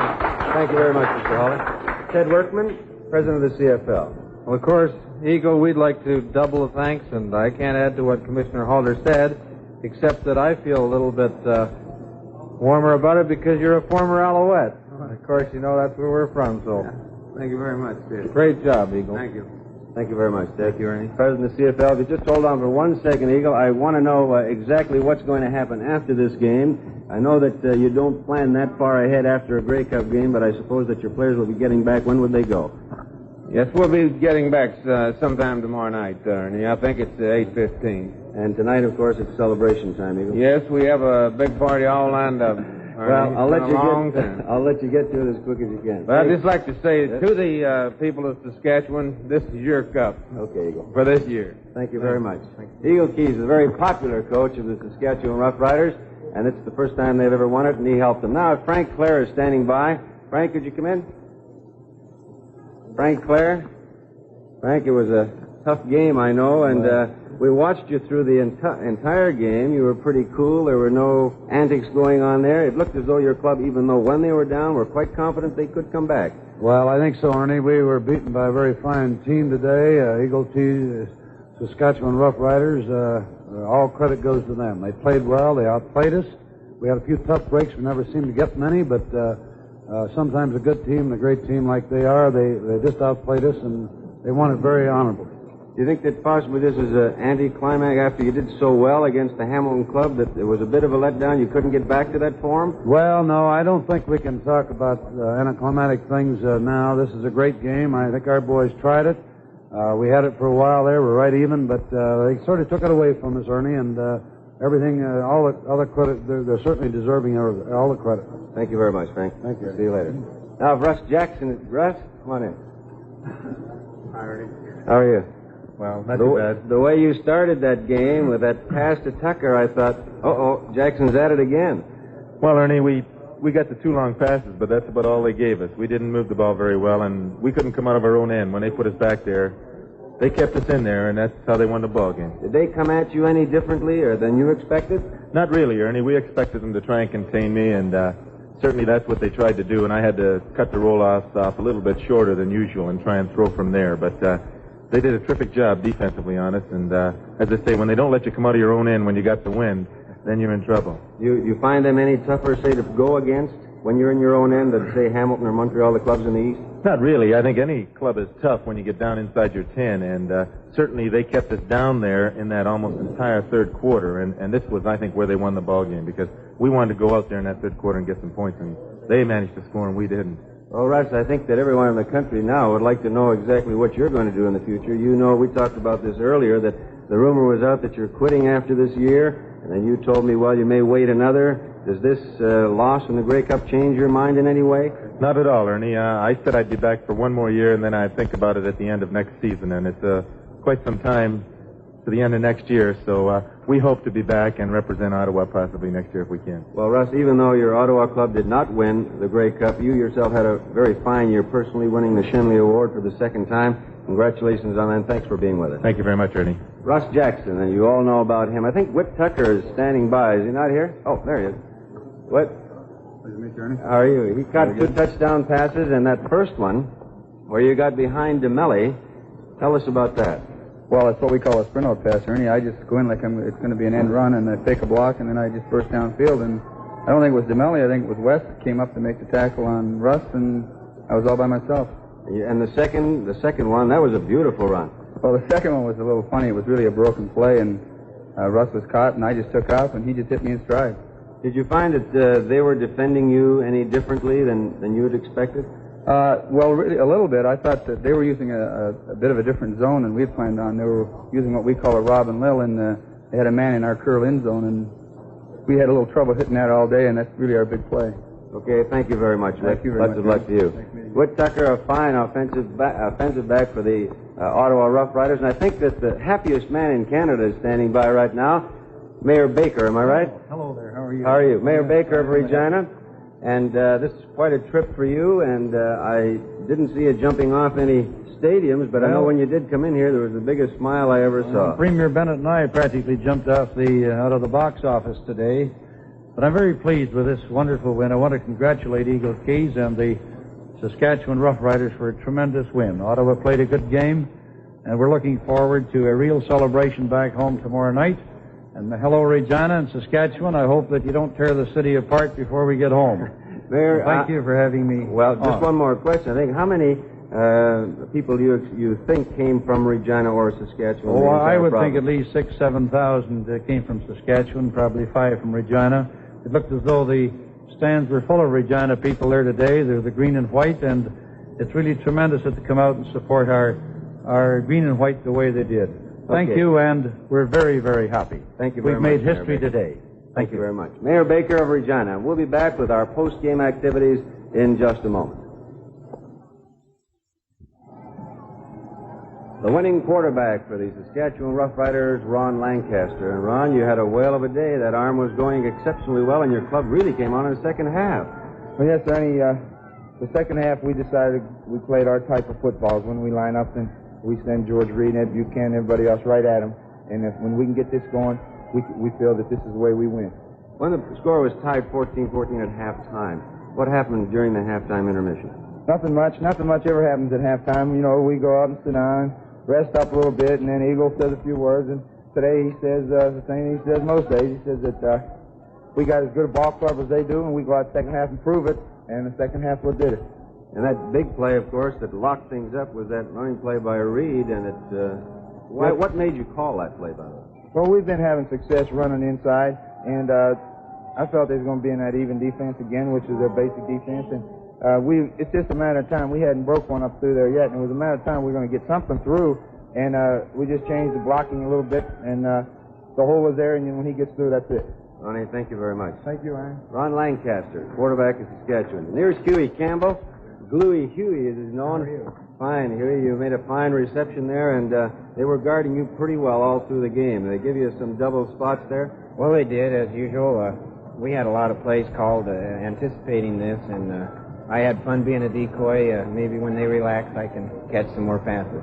When you say decoy, for those of you who are watching, explain exactly what you do in a couple of these plays. Well, Ernie, we only had 3 pass plays designed to me in this game, and all the rest were designed where I would clear an area and the person would come in behind and catch the ball there. And Jim Warden, of course, did a beautiful job of getting deep. And I don't know, I just say Ronnie seemed to call the right play at the right time, and we beat an awfully good team. How was the footing for a man like you who likes to make those little moves all the time? Well, I think the footing was to the offense advantage when it's slippery like that. We know where we're going, and if we get the other guy to make a mistake, it's very hard for him to recover. Okay, Huey. Thank you very much. Thank you, Ernie. Huey Campbell had a great year and set a league record with 17 touchdown passes this season. Bob Cossett, defensive back. Bob, thank you, Ernie. You had a whale of a season, too, and incidentally, I know that you had a defensive plan set up with the backs. Did they throw anything different at you in particular? No, they stuck to pretty well what they've done all year, and particularly in the 2 Hamilton games. We knew we had to stop Tucker and Watkins, and we felt our front five could stop the running, and that's just what happened. What did you do in particular for Tucker? We zoned them. We zoned Tucker, and we had one man free, which would usually pick up Watkins. When you went into the ball game, Bob, did you expect that they would score so many points? I know when you go against a top offensive team, you always say, well, they're going to score 2 or 3 on us. We've got to get 4 or 5. Did you have that in mind? Well, being realistic, I guess so. I wanted to shut them out because we've heard all week what great an offense Ottawa had, and I wanted to shut them out. We stopped them except for 2 passes in the first half, and unfortunately they were touchdowns, but I felt at halftime that we had the game. Okay. Thank you very much. Bob Coster, fine ball player. Former Shenley winner, George Reed. And George, that touchdown of yours, that last one, put the icing on the cake. And tell us about what happened. Who gave you the block? Well, they were in the even defense, and Ronnie called 31M, which means a man-to-man block. We got to the line of scrimmage, and the lineman changed it to an O block, which means that our center is blocking away. Benny is blocking out, and Abbastian is pulling, hitting the linebacker. And they did a wonderful job and got me through, and from there we just put race to the goal line. What do you think of their defensive club, the line you ran against, George? Well, they got a great defensive ball club. They got a great ball club altogether, but I think we were a little irritated all week. The press kind of built them up to be superhuman, and we didn't have a chance, and we just wanted to prove that we had a good football team also, and I think you just saw 2 good football teams fighting it out, and the better team of the day won. Well, it certainly did today. Thank you very much, George. Thank you. George Reed, former Shenley winner. I think that Alan Ford is standing. Alan, come on in. Fine touchdown for you. Watch those cleats. And when they set that pass up for you, did you go in and tell them anything before the play? No, it wasn't. I wasn't the number 1 receiver. Jim Warden was the number 1 receiver, and they played us in the zone, and Ronnie just let the pass go, and I saw the man go for the interception, and he looked like he was going to play it too close, so I just stayed behind him, and it just happened to fall right in my hand. When you say number 1 receiver for Warden, that's not usual, is it? No, probably that's one of our few plays where Jim is the basic receiver, and Huey and myself are just used for clearing out the zone defense. Okay, thank you very much. Alan Ford, Saskatchewan. Is Cliff Shaw there? Cliff, come on in. How are you? Well, I don't know what to say to you. You look like you've been playing in a mud bath. Oh, it's beautiful. I tell you, I've never had a better mud bath in all my life. You're the fellow that says he looks like he's 14 years old. They all call him Kid. I don't know. It was the way I feel. Beautiful. Well, Cliff, did you expect that Ottawa club to be beaten this way? I tell you, when I seen them 2 long bombs they threw for touchdowns, I was scared, but I knew we had more than they did, and we finally came through. How was the hitting, Cliff? I didn't get in too much, but it was hard. Anybody belt you? Did you get a few belts in? I don't remember. I'll remember tomorrow. You're out for that party tonight. Oh, too. you want to believe it. Okay, thank you very much, Thank you. Cliff Shaw, the Saskatchewan Roughriders. I think Ed Buchanan. Ed, congratulations. Thank you very much. A fellow who missed most of the season, came back in for the playoffs, played so well against the Winnipeg Blue Bombers, and today you were moving, Ed. Had to move. I only played, we played 3 games, 3 tough games. We beat Winnipeg twice, and we came in and beat Ottawa. And I think just about every game we played this year, I think we was underdogs. I love being underdogs. I think the whole club would rather go into a game that way, wouldn't That's right. It fires us up a little bit. You know, they always think of Saskatchewan small and so on. And they don't realize that we have just as good a team as anybody else, and not better. No, it's just like Green Bay Packers. They're from a little small town, and they're the champion. They have a good ball club. And I think the people judge our team on the size of our town instead of the size of our team and the ability of our team. And we have a great team. And it'll be a much bigger town tonight, I'll tell you that. Oh, I tell you, I'm glad I'm not going back tonight. I'm glad I'm going back tomorrow night because they'd probably kill us in there if we came in there tonight. Thank you very much, Ed. Ed Buchanan, a fine halfback of the Riders. Let's bring in Jim Warden now. Jim Warden, who was the primary receiver tonight, caught a fine touchdown pass. Jim, who belted you? Wow. Oh, I don't know. I can't figure out why you guys got to sit up on the Ottawa side. How come you're not on the Rough Riders side? Well, this is the only side. Jim, I think a lot of people across the country have underrated you over the past few years. Eagle Keys has been saying for the past 2 that you are the best tight end in the country and a very underrated receiver. I think you proved that today. What, that I was underrated? That you're a great receiver. Oh, well, I don't know. I just do the job, you know. I'm not usually a primary receiver today. I happen to be lucky, that's all. Well, what about this nose? When did you get that? The top of the beak? Shoot, I don't know. I reckon. Then you don't care, right? No. Okay, thank you very much, Yeah. Jim. Right. We'll be back with some of our post-time activities in just a moment. Well, our post-game programming continues. Nabi, this was a game where highlights, there were plenty of them. I don't think it's remiss if after having heard from some of the players who provided them that we re-show them, have a look at them, get your keen analysis of them, and I think that would be a good way to put the capper on the 66 Grey Cup game here at Vancouver, which was certainly an exciting affair. It certainly was, and I thought the way the first half went, that we were going to have an extremely high-scoring ball game, but Saskatchewan completely nullified the Ottawa pass offense in the second half, and I thought that this was probably the biggest single factor in controlling Ottawa and keeping them off the scoreboard. There was that sudden outburst. It started in rather tranquil fashion with Ottawa on the ground, and then they unleashed that pass Jackson to Tucker for an explosive touchdown. This would almost seem to set the key for the game. They came out on the rollout, and as we can see here, they came out on the rollout left and hit Tucker, and he caught the ball. Some excellent blocks. You notice Pertrix and Wallerzak. A perfect throw. Dillard was wide open also on the sideline. Jackson had two receivers that he could have actually hit. He could have had Dillard or Tucker. He picked the most open one, the one that could have gone for 6 points, and that's the one he hit. Well, the thing at the point in the ball game, Nabi, I can recall that Saskatchewan didn't lose their poise after that one. That was a dramatic touchdown early on in the game. Saskatchewan came right back, and they too, with Lancaster directing the offense, a very cool and efficient manner, came back to assume the lead at 7-6 on a converted touchdown. And it just seemed, as you recall the game now, that Saskatchewan certainly were a very poised ball club today. They just seemed confident about it. Well, they certainly knew they could run the football, and this is what they wanted to do.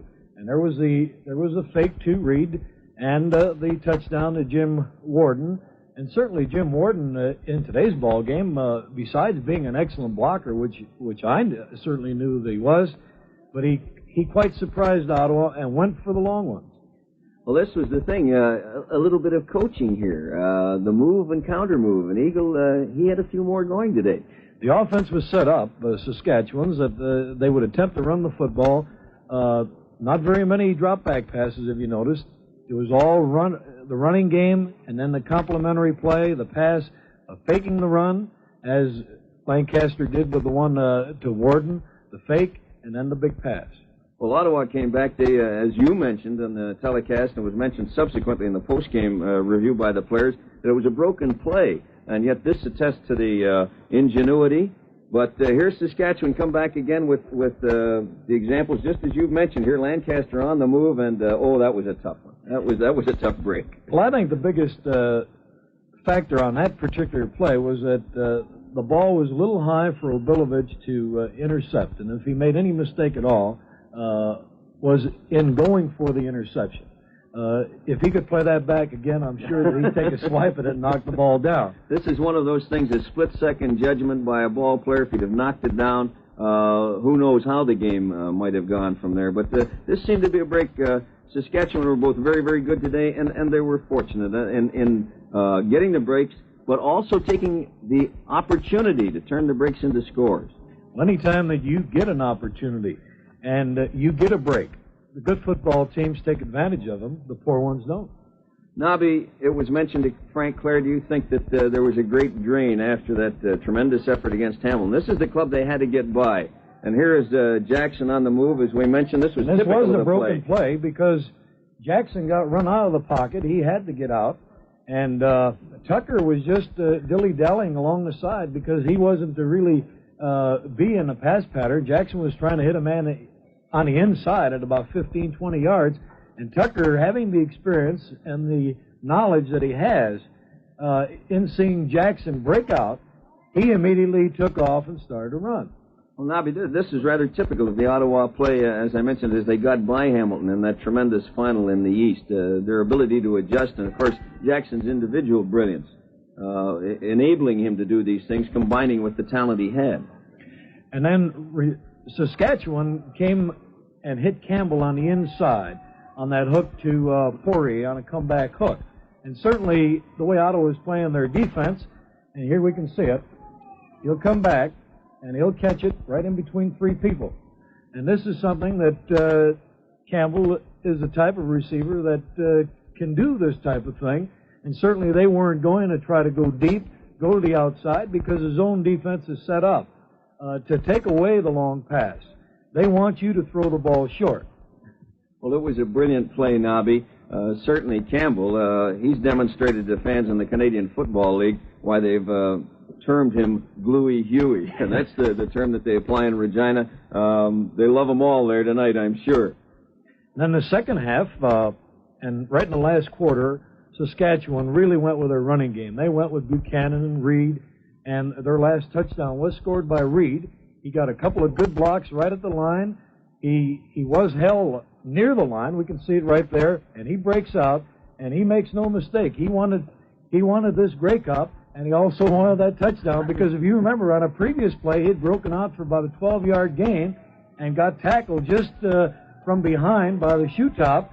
And if you remember, in our picture, he was kicking the turf. He was a little angry with himself. Well, there's nothing to be angry about now. Believe me, George Reed was one of the stars on a day in which there were many for the Saskatchewan Roughriders, and also on the Ottawa team, too.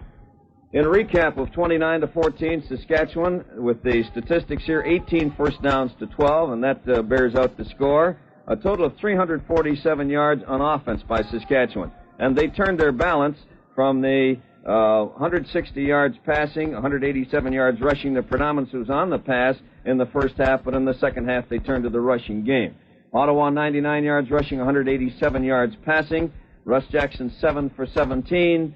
And Saskatchewan, they were 10 for 20 by Ron Lancaster. The average yardage on punts, 39 by Ottawa. Klein, Saskatchewan, had 36 by 4. Lost in penalties, Ottawa 63, and this has to be an important statistic there, because there are at least 2 roughing penalties that in the general scheme of things had a part in this game. 35 for Saskatchewan, as they were very eager early on in the game. They had 2 successive offsides called against them, which may have had a slight effect. And the individuals, Reed, 23 carries, 138 yards, a 6.0 average. Buchanan, 10 for 54. Dillard, 9 for 31, and that must be a surprise that Dillard wasn't utilized more than he was due to the combination of that very, very rough Saskatchewan defense and the way the game went along. Jackson, 4 for 26. Well, Nobby Wierkowski, I'll tell you that it's going to be a ripe old time in Regina tonight. That's the second title there. We salute the East York Argos Canadian Senior Champs, St. Francis Xavier, the College Bowl title holders, the Regina Rams, winner of the Canadian Junior title, and a salute to Gord Curry at a testimonial dinner. And I'm sure Eagle Keys, well, he'll probably be having dinners from now until the next football season starts. And this Grey Cup game for 1966, well, it's now history. That completes our post-game programming. And I'd like to express my appreciation to you, Nobby.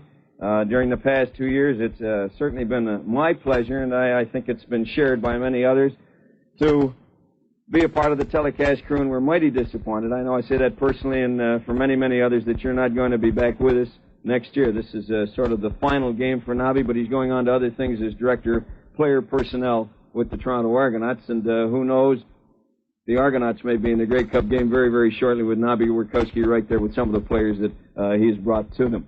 I'd also like to extend my thanks to Ernie Afghaniss, along with our other broadcast crew members, both from the East and from the West, for their assistance and cooperation. Also the CFL executive, the coaches, and the players. And lastly, certainly a salute to all our viewers and fans from coast to coast.